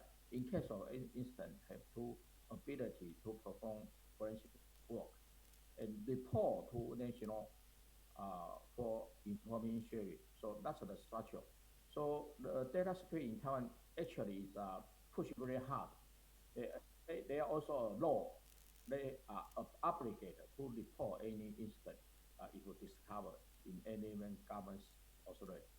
So we are work very hard in this area. We also deliver the service to government. So that's I mentioned is all the services all we right now deliver. So I think is anything missing? So maybe Satya can. Yes, okay. Okay. Later on. Oke, untuk sesi berikutnya kepada Pak Muhammad Nuh, ini ada beberapa pertanyaan ini di bagian chat ya Pak. Pertama, bagaimana efektif pemanfaatan SOC dalam penanganan insiden, berapa lama, rata-rata pemulihan sistem yang memanfaatkan SOC berdasarkan pengalaman selama ini. Kemudian juga apakah tindakan attack device terhadap website pemerintah dapat dikategorikan sebagai tindakan pidana di dunia cyber. Kemudian bagaimana caranya kami untuk melakukan untuk mengetahui pelaku yang melakukan device tersebut. Monggo silakan Pak. Baik, saya pengen nanggapi dulu yang pertanyaan yang pertama yang untuk Mr. CY kaitannya dengan logs. Gitu. Jadi tadi saya sempat dengar Pak Bowo bilang ada deleted logs yang dihapus sama pelaku. Jadi kita ada nangani beberapa kasus yang kaitannya dengan deleted logs. Ketika mendelete satu data, ketika mendelete satu file, ketika mendelete satu folder ataupun apapun itu, bukan berarti data itu akan hilang. Tetap itu data itu masih ada di sana, cuman secara logical, baik itu lewat file system ataupun aplikasinya sudah tidak ada lagi. Tapi sejatinya kalau kita analisis lebih dalam lagi, di sektor-sektornya masih ada. Jadi ada beberapa kasus yang kita handle itu, kita tidak melihat di sisi logical, tapi kita lihat ke sisi sektor per sektor itu masih ada, masih bisa kita analisis. Biasa juga ada logs yang saling terkait gitu. Jadi kalau kita main sisi Linux terminal, itu apa yang kita ketik itu juga akan terlogs.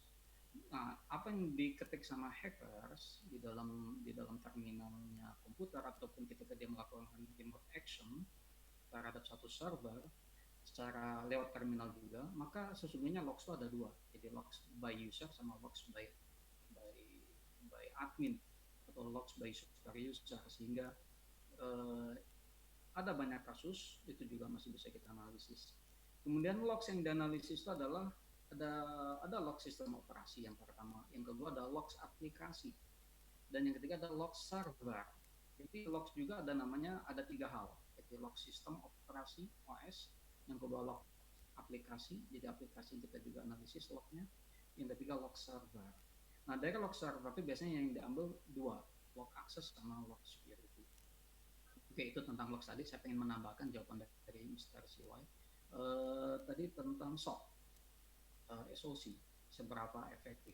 Ini SOC itu ruang monitoring, anggap aja kalau memang dia punya ruangan, kemudian ada hardware dan software untuk memonitor, melakukan protection dan monitoring. Nggak akan efektif kalau nggak ada manusianya, gitu. Jadi kita butuh manusianya. Manusia itu ICER yang sudah well knowledge, well skill, well attitude, dia akan tetap ya dia punya high passion. Jadi SOC itu hanya kerangka tubuh manusia, rohnya tuh nggak ada, gitu. Jiwanya nggak ada, ya mati gitu, nggak efektif. Nah kita butuh dia hidup itu, kita butuh manusianya. Manusia itulah yang dinamakan ICER, Incident Security Response Team, Information Security Incident Response Team. Nah kita butuh tim. Jadi sebaiknya perusahaan-perusahaan yang punya SOC sebaiknya juga mendidik, mengembangkan timnya, ya kita namakan ICER gitu, untuk mereka itu well prepared. Jadi kalau misalnya banyak orang Indonesia itu berpikir, ataupun di luar negeri sana berpikir, kalau kita sudah punya hardware canggih, software canggih, SOC canggih, kita udah selesai. No, not done yet. Enggak sesederhana itu. Kita butuh manusianya, the man behind the gun. Jadi SOC akan efektif kalau dia digawangi oleh orang-orang yang capable. Oleh karena itu, sebaiknya perusahaan-perusahaan mendidik, kirimlah talenta-talenta perusahaannya itu untuk ikut pelatihan-pelatihan, seminar-seminar, sekolah-sekolah yang kaitannya dengan incident response. Barulah SOC-nya akan efektif. Kemudian device, ya pidana. Jadi biasanya sih defacement itu dilakukan oleh anak-anak muda yang pengen menunjukkan status. Orang Indonesia kan kadang-kadang senang update status lewat salah satunya defacement. Itu pidana. Jadi please jangan dilakukan. Kemudian bagaimana melacaknya? How to trace it? Ya ada banyak cara. Salah satunya bisa lewat log file dari aplikasi yang tadi kita bahas tadi. Ada log file sistem operasi, log file aplikasi, log file server. aksesnya, security-nya dianalisis segala macam. Apakah itu cukup? Enggak. Kita juga biasanya melakukan pendekatan komunitas karena biasanya ini juga kaitannya dengan status di dalam satu komunitas. Jadi pendekatan komunitas juga ada. Kemudian ada juga yang namanya profiling, dilakukan kegiatan profiling untuk memastikan si A, si B, si C-nya. Ya ada banyak cara lah. Sebagian dapurnya kepolisian jadi nggak bisa diekspos. Nanti kalau diekspos nanti ngeles lagi. Kemudian saya mendapatkan di sini, saya baca di situ Pak Bo ada bug hunter. Iya. Iya Pak. Ya. Kalau bug hunternya setelah diinformasikan kemudian nggak bisa ini. Ya udah gini. Di dalam manajemen company itu nggak langsung ke orang teknikal. Jadi dia lewat dulu yang namanya CEO. Dari CEO ke bawahnya tuh ada namanya CIO. Dulu namanya CIO, sekarang sudah bergeser lagi penamanya jadi CISO, Chief Information Security Officer. Barulah ke sisi tim, kemudian masuk ke sisi technical. Jadi yang menjembataninya untuk supaya dia bisa menyampaikan ke sisi dewan direksi itu adalah CIO atau CISO-nya. Jadi orang teknikal nggak langsung bersentuhan gitu. Biarlah CIO atau CISO yang menjelaskannya. Demikian, Pak Bo. Terima kasih. Oke, terima kasih Pak Nuh. Next is a question for Pak Siwai. Yeah, yes, please. Okay, the first one is what is the common mistakes in cybersecurity from engineering side and user side? And then in government data security area, what Acer and government has do and how? This is the example in Taiwan. Okay, so the most common mistake engineer or company made is that, you know, a company there's a most high privilege account. For example, in Windows environment, there's a domain controller and there are domain administrator. Please don't log in anywhere because the environment is maybe not clean. There are some computer or some individual notebook may be infected. So do not use the high privilege account login everywhere. You know the case of the wide range of outbreak the high privilege account compromise. So that's the most serious and the most common mistake people made.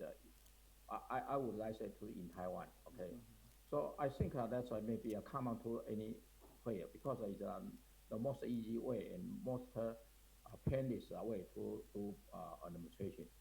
So this is the most common mistake I observe. And the second one is that security is not technical only. Security is IT security is something like a management issue. So if you don't perform daily operation, for example, to watch out the page status, to watch out any abnormal behavior, and to resolve, that would be a potential risk and happen in the future. So it's not only technical guys' responsibility. It's the top management or the executive level should take the responsibility and support the engineering side or the IT department to enforce security countermeasure or management.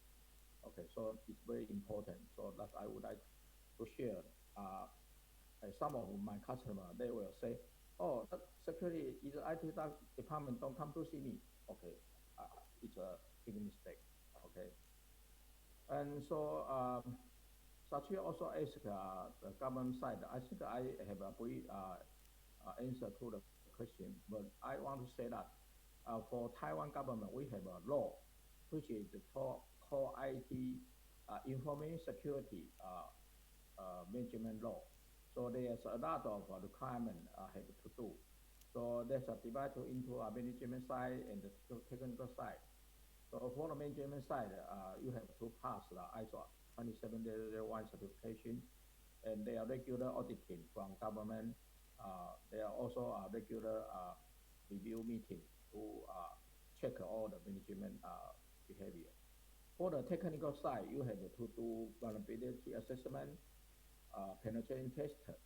You have a SOC in place. Uh, you can build your own or outsource to, for example, ACSI. You have to build your instant response team. You have the forensic tool. Uh, you have to outsource or you have to build your own. So ACSI provide all of them to our customer. And right now we are almost 60% of market share of government authority. So we do everything of security for government. So that's why I will be sure answer the question to our guest. Thank you. Okay, thank you very much. And there is a key Izin Pak Bo, statement. saya pengen menambahkan, saya Oke. tertarik dengan common mistake tadi tentang di dalam dunia cyber security.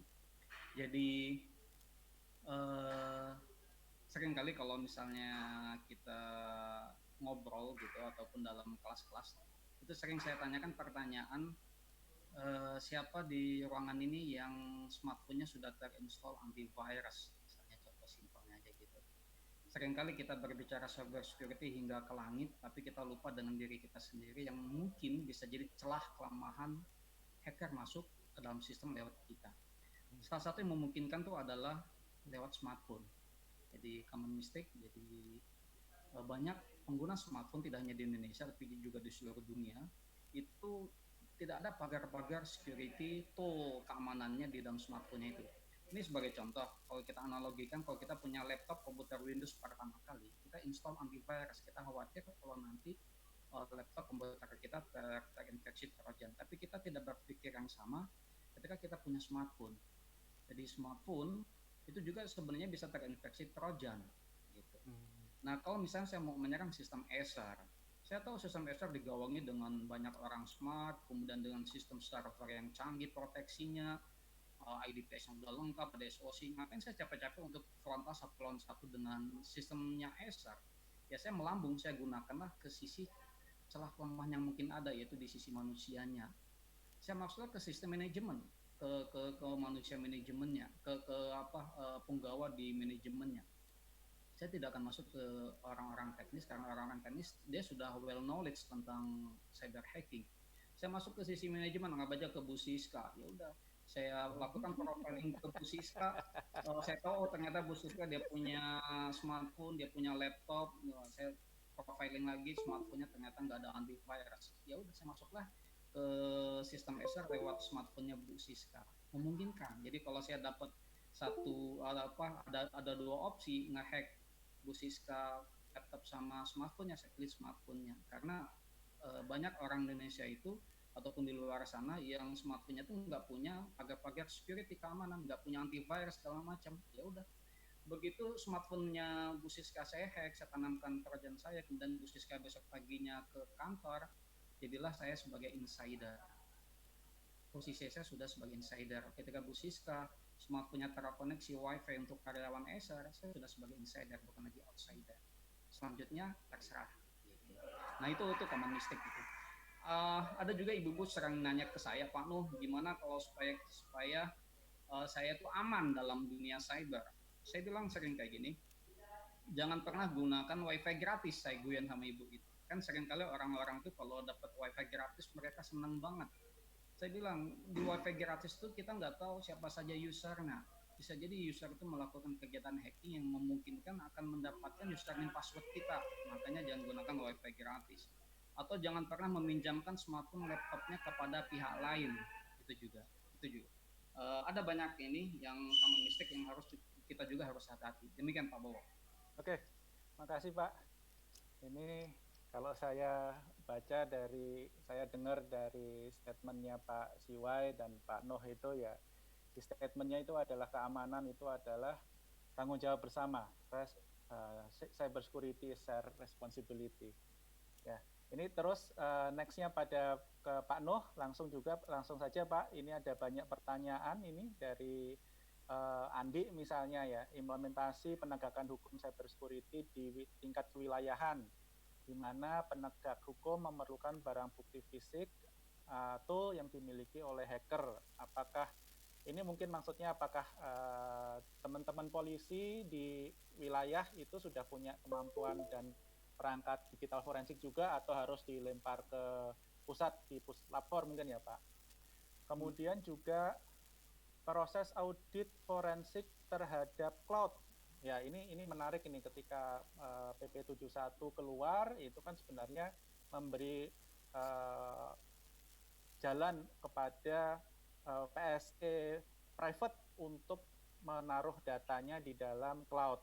Ya kan, ini sebenarnya kan PP 71 yang dulu rame kan seperti itu. Tetapi sebenarnya di dalam pasal PP 71 itu menyatakan Anda boleh taruh di cloud, tapi kalau semama nanti ada kebutuhan penegakan hukum, Anda harus bisa kasih data itu kepada aparat penegak hukum. Nah, sementara kan kalau semama kita lihat di ISO 27035 itu untuk cloud forensik itu belum jelas dinyatakan. Kemudian juga ada cloud forensik. Oke. Terkait dengan audit forensik, bagaimana cara meyakinkan bahwa dokumen yang menjadi barang bukti digital telah dilakukan modifikasi oleh yang bersangkutan sebelum dilakukan forensik. Ini mungkin lebih ke arah ke perlakuan preservasi ya mungkin Pak, nanti bisa dijelaskan juga. Kemudian juga kerjasama antara Cyber Forensik Polri dengan ID CSIRT kaitannya dengan insiden keamanan. Mungkin ada satu kasus yang bisa di-share mengenai yang melibatkan dua institusi tersebut. Monggo Pak Nuh, waktu saya persilahkan. Pertanyaannya banyak banget Pak Bowo. Iya Pak. Kalau sama mas saya baca yang di Q&A udah ngeri banget Pak. Banyak banget. Begini, kemampuan cyber atau digital forensik. Jadi Polri sudah mengembangkan, hampir semua Polda itu punya subdirektorat cyber. Jadi kalau Barreskrim di tingkat Mabes itu kita punya direktorat cyber, tindak pidana cyber. Kemudian di tingkat Polda, di Direktorat Kriminal Khusus Krimsus, itu kita juga punya subdit cyber. Jadi hampir semua Polda sudah punya subdit cyber dengan kemampuannya yang ya beda tipis. Ada yang sudah mahir, ada juga yang sedang-sedang. Kemudian di sisi lapor, kita juga punya selain puslapor di tingkat Mabes, itu juga ada di Polda. Saat ini kita baru ada 8 bit lapor Polda yang masing-masing di bit lapor itu juga punya kemampuan digital forensik. Memang tidak menjangkau semua wilayah, tidak sampai ke Polres Polsek, sehingga ketika nanti ada kasus silakan ke Polda terdekat untuk melakukan pelaporan polisi. Andaikan pengen cepat ditangani sampai ke Mabes, ke Barreskrim, silakan buat laporan di online, secara online. Linknya di patrolicyber.id. Jadi mungkin nanti sama Pak Bos selaku moderator bisa ditampilkan linknya patrolicyber.id. Di situ teman-teman bisa membuat laporan kasus yang terjadi, yang menimpa, yang nanti akan langsung dihandle sama Cyber Barreskrim. Jadi itu. Jadi memudahkan bagi masyarakat untuk membuat laporan. Kemudian yang tadi sempat disinggung cloud, wah ini asik sekali cloud. Cloud atau cloud Pak Bo? Cloud forensik. Sejatinya cloud forensik itu, jadi cloud itu ada 3 sebenarnya. Jadi tahun 2008 ketika saya masih ngambil master degree di UK itu awalnya cloud itu dikembangkan di sana itu. Jadi cloud itu ada tiga jenis, cloud as platform, cloud as an application, sama cloud as storage. Nah, yang berkembang yang paling banyak digunakan di seluruh dunia termasuk di Indonesia itu adalah cloud as storage, mulai dari Dropbox, Google Drive, segala macam. Cloud as platform ataupun cloud as an application itu jarang digunakan. Bagaimana kita melakukan kegiatan digital forensik terhadap cloud? Jadi sejatinya memang itu cloud, tapi user yang mengaksesnya kan lewat gadget. User yang mengaksesnya lewat akun. User yang mengaksesnya kan lewat komputer. Jadi user itu nggak langsung terbang ke awan sana gitu, dia kan lewat bumi. Ibarat kita main layang-layang, layang-layangnya sampai ke awan, tapi kan ada talinya, ada benangnya, ada gulungan benangnya, gitu. Kemudian si pemain layang-layang memegang gulungan benang, ada sidik jarinya. Itu analoginya. Jadi kita tidak bermain layang sambil terbang, enggak, tetap kaki yang pemain layang-layangnya kan menjejak di bumi.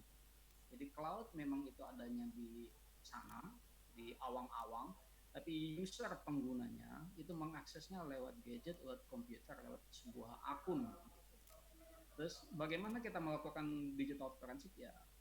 Jangan kita pusing-pusing dengan di awang-awangnya, kita akses saja yang ada di akunnya, kita akses saja yang di gadget ataupun di komputernya ataupun yang lewat aplikasinya. Jadi ada banyak jalan menuju Roma gitu. Jadi nggak mesti satu jalan. Jadi memang saat ini cloud forensik sudah mulai berkembang gitu, bahkan lumayan bagus gitu, meskipun ada beberapa tantangannya. Kemudian dokumen yang dirubah kalau nggak salah ya Pak Boy ya. Ya, Pak. Bagaimana kita bisa tahu dokumen itu dirubah? Asik juga nih. Ini pertanyaan masih mengambang, dokumen yang dirubah. Kalau misalnya secara digital ya, ada namanya timestamp. Timestamp itu ada namanya created date, modified date, access date. Biasanya kita lihat analisis itu adalah created date, modified date. Jikalau modified date itu lebih mudah dibanding created date, maka itu hasil revisi, hasil modifikasi, hasil editan. Itu secara simpel. Atau kita lihat sisi nilai hash-nya, itu juga bisa. Kalau misalnya kita punya whitelist hash, kemudian kita bandingkan dengan dokumen filenya itu, kemudian terjadi adanya perubahan, ya itu juga hasil tandanya dokumen sudah mengalami perubahan.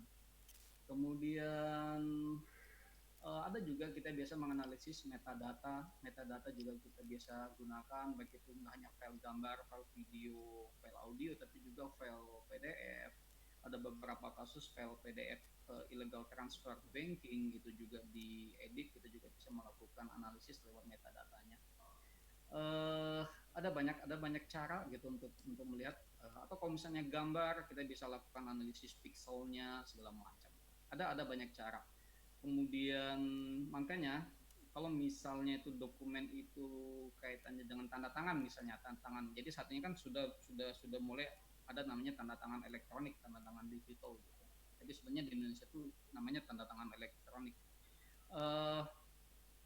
Kalau misalnya dokumen itu mengalami perubahan, maka kita bisa tahu juga lewat sistem penyedia tanda tangan elektronik tersebut bahwasanya dokumen sudah mengalami perubahan. Itu juga bisa. Pertanyaan selanjutnya, kerjasama Polri dengan SER. Mungkin saya perlu tegaskan di sini dengan IDCRT kali. Jadi kalau dengan IDCRT itu memang kita sering kolaborasi mulai dari belasan tahun yang lalu. Jadi waktu kita masih sama-sama muda, IDCRT masih di bawah Kominfo dulu, itu di salah satu gedung di dekat Monas. Kemudian kita biasa main di sana, kongko, diskusi segala macam. Dan di situ juga ada namanya sistem mata, bukan mata najwa gitu, yang ada sistem mata Garuda. Ya, mata bla bla itulah yang biasa kita gunakan untuk diskusi. Kemudian saat ini IDCRT sudah di bawah BSSN, Badan Cyber Sandi Negara. Kemudian tetap masih kita sering diskusi. Seperti itu, Pak Bowo. Oke Pak, ini masih ada pertanyaan lain ini Pak, kaitannya sama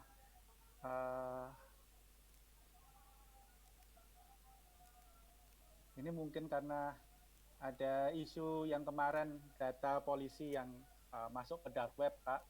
Jadi apakah polisi sudah punya sertifikasi ISO 27001 dan telah menerapkan SOC? Kemudian juga kaitannya dengan tim penyidik, bagaimana memastikan independensi seorang penyidik dalam melakukan analisis dalam suatu kasus, kemudian kompetensi apa saja yang dibutuhkan untuk menjadi penyidik. Ini mungkin penyidik digital ya Pak. Kemudian kaitannya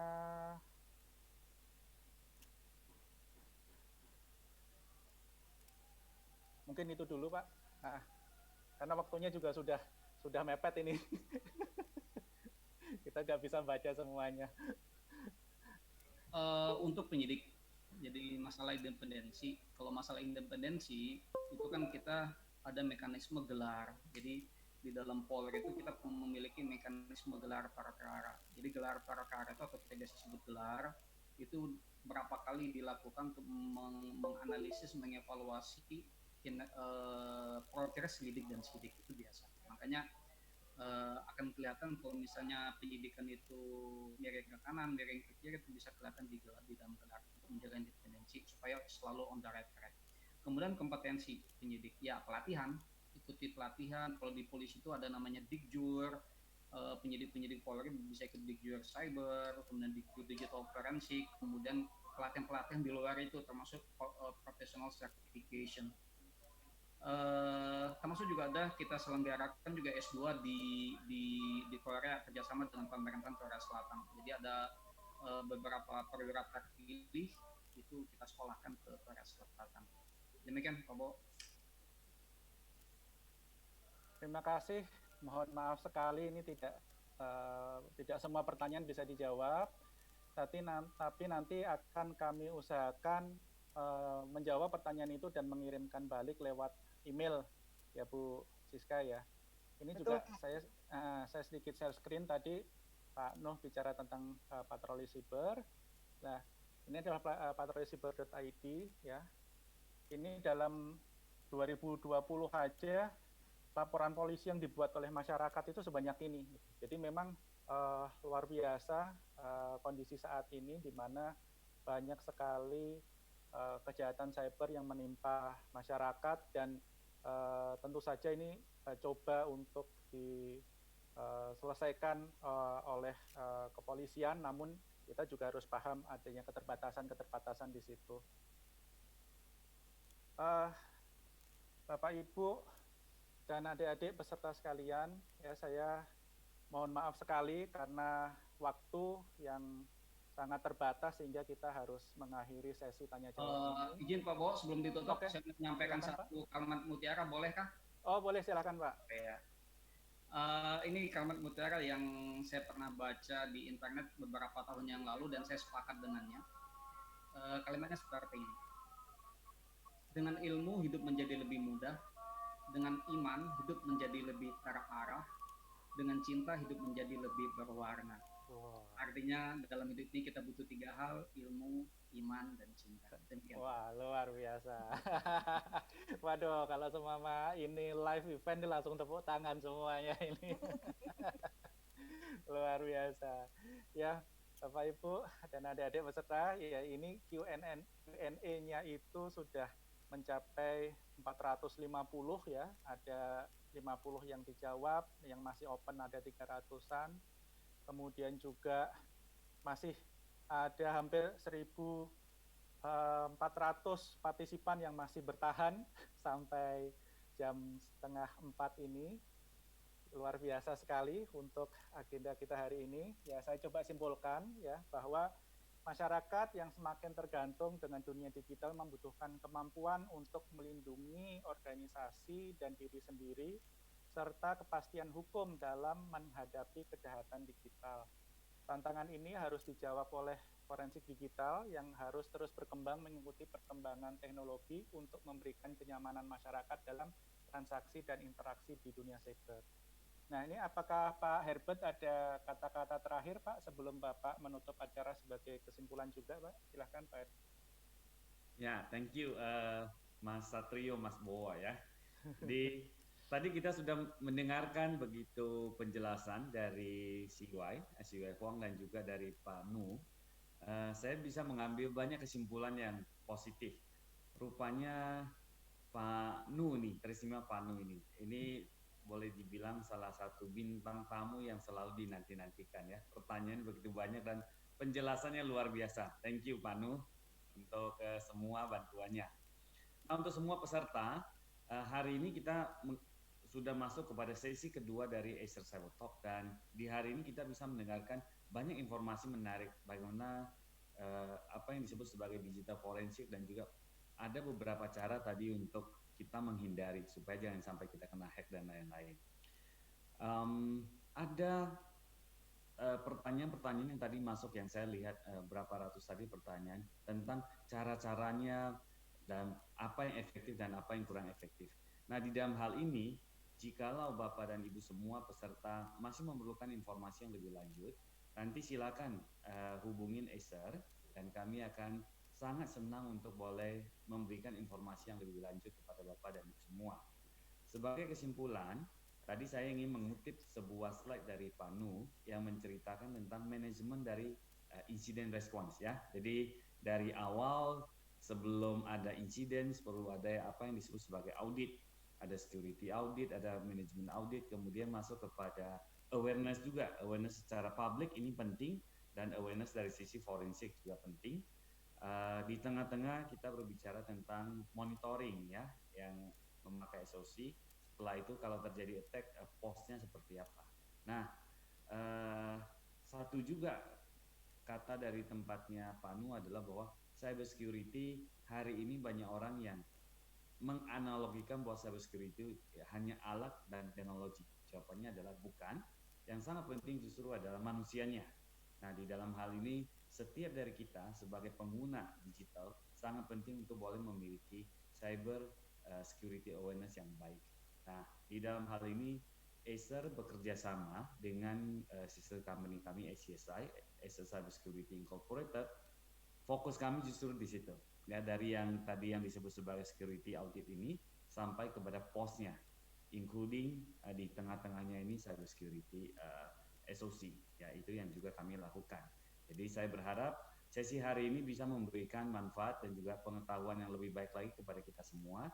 Dan kalau nanti ada keperluan informasi yang lebih lanjut mengenai cyber security dari awal yang tadi manajemen audit itu sampai kepada yang post, nah kami siap untuk boleh menjadi rekan Bapak dan Ibu semua mengeksplor dunia baru ini. Terima kasih untuk semua perhatiannya dan selamat sore. Thank you Mas Satrio, saya kembalikan ke Mas Satrio. Ya, terima kasih Bapak Pak Herbert ya. Mungkin ini sudah waktunya kita istirahat, menyelesaikan acara hari ini ya. Demikian diskusi kita hari ini. Saya Satrio Wibowo mengucapkan terima kasih sebesar-besarnya kepada pemateri atas sharing dan jawaban-jawaban pertanyaannya. Thank you for Pak Siwai Huang ya, for the presentation and the answer Pak. Ya, waktu dan ini bukan waktu dan tempat ya, adanya cuma waktu saja karena tempatnya tempat masing-masing.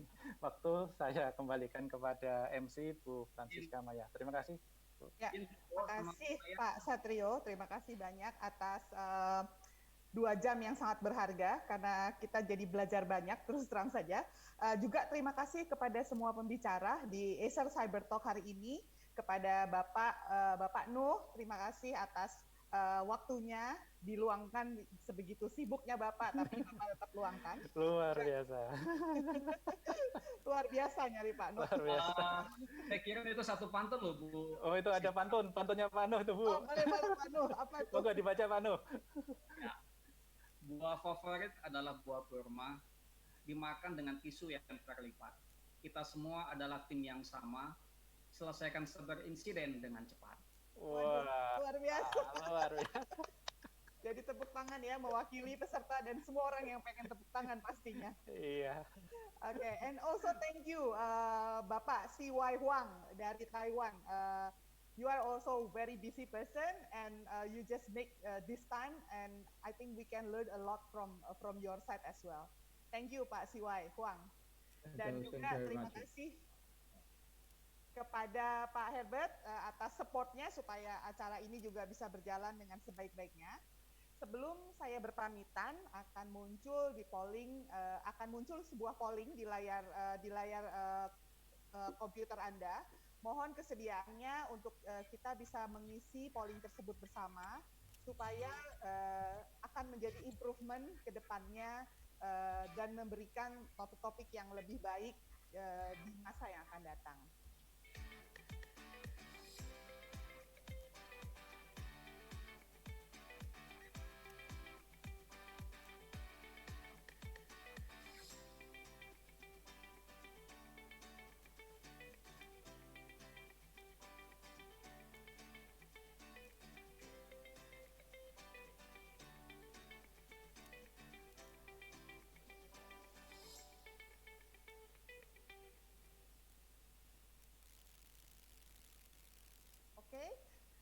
terima kasih atas kesediaan waktu untuk mengisi polling dari Acer Cyber Talk ini. Acer seperti janjinya kita di awal, kita akan memberikan eksklusif merchandise kepada 20 peserta pertama yang sudah melakukan registrasi jauh-jauh hari. Nama peserta akan segera tampil di layar komputer Anda atau di handphone Anda, dan kami akan hubungi melalui email, kemudian untuk proses pengiriman hadiahnya akan kami informasikan juga lewat email. Mari panitia, silakan.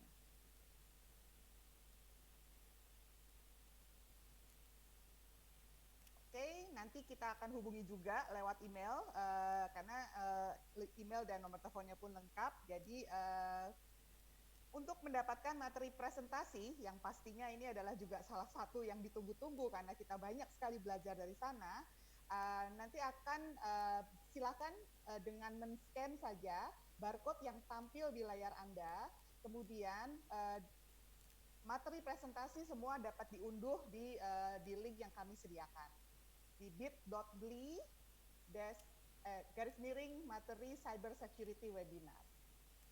Dan juga bila ada kepentingan untuk menghubungi Acer, di email daripada webinar hari ini juga ada alamat email daripada Acer. Saya bisa bacakan ain.commercial@acer.com. Silakan ain.commercial@acer.com. Commercial English ya. ain.commercial dalam bahasa Inggris @acer.com. Oke, baik. Sebelum menutup acara, saya juga akan menginformasikan bahwa Acer Cyber Talk akan hadir kembali hari Kamis minggu depan, tanggal 30 Juli 2020, di waktu yang sama, jam 13.30 sampai dengan 15.30 seperti hari ini. Topik yang akan kami usung minggu depan adalah The New Normal OT for Multi-Sector. Jadi, semakin dalam lagi, semakin banyak lagi yang akan kita belajar untuk serial webinar Acer ini. Akan hadir Bapak Dr. Petri Miftah, Direktur Professional Service dari PT Synexis International, yang juga merupakan anggota dari Indonesia Cyber Security Forum, dan juga akan ada Bapak Chris Kuo, Chief Security Officer dari Acer Cyber Security Inc. Jadi tunggu saja minggu depan informasinya. Informasi detail bisa dilihat juga di sosial media Acer, di Acer Indonesia, di Instagram, dan sebagainya. Akhir kata, saya Francisca Maya, selaku MC dari acara Acer Cyber Talk kali ini, berharap para peserta webinar dapat mengambil manfaat dari acara hari ini. Sekali lagi terima kasih atas perhatian yang telah diberikan. Stay safe dan selalu semangat. Terima kasih.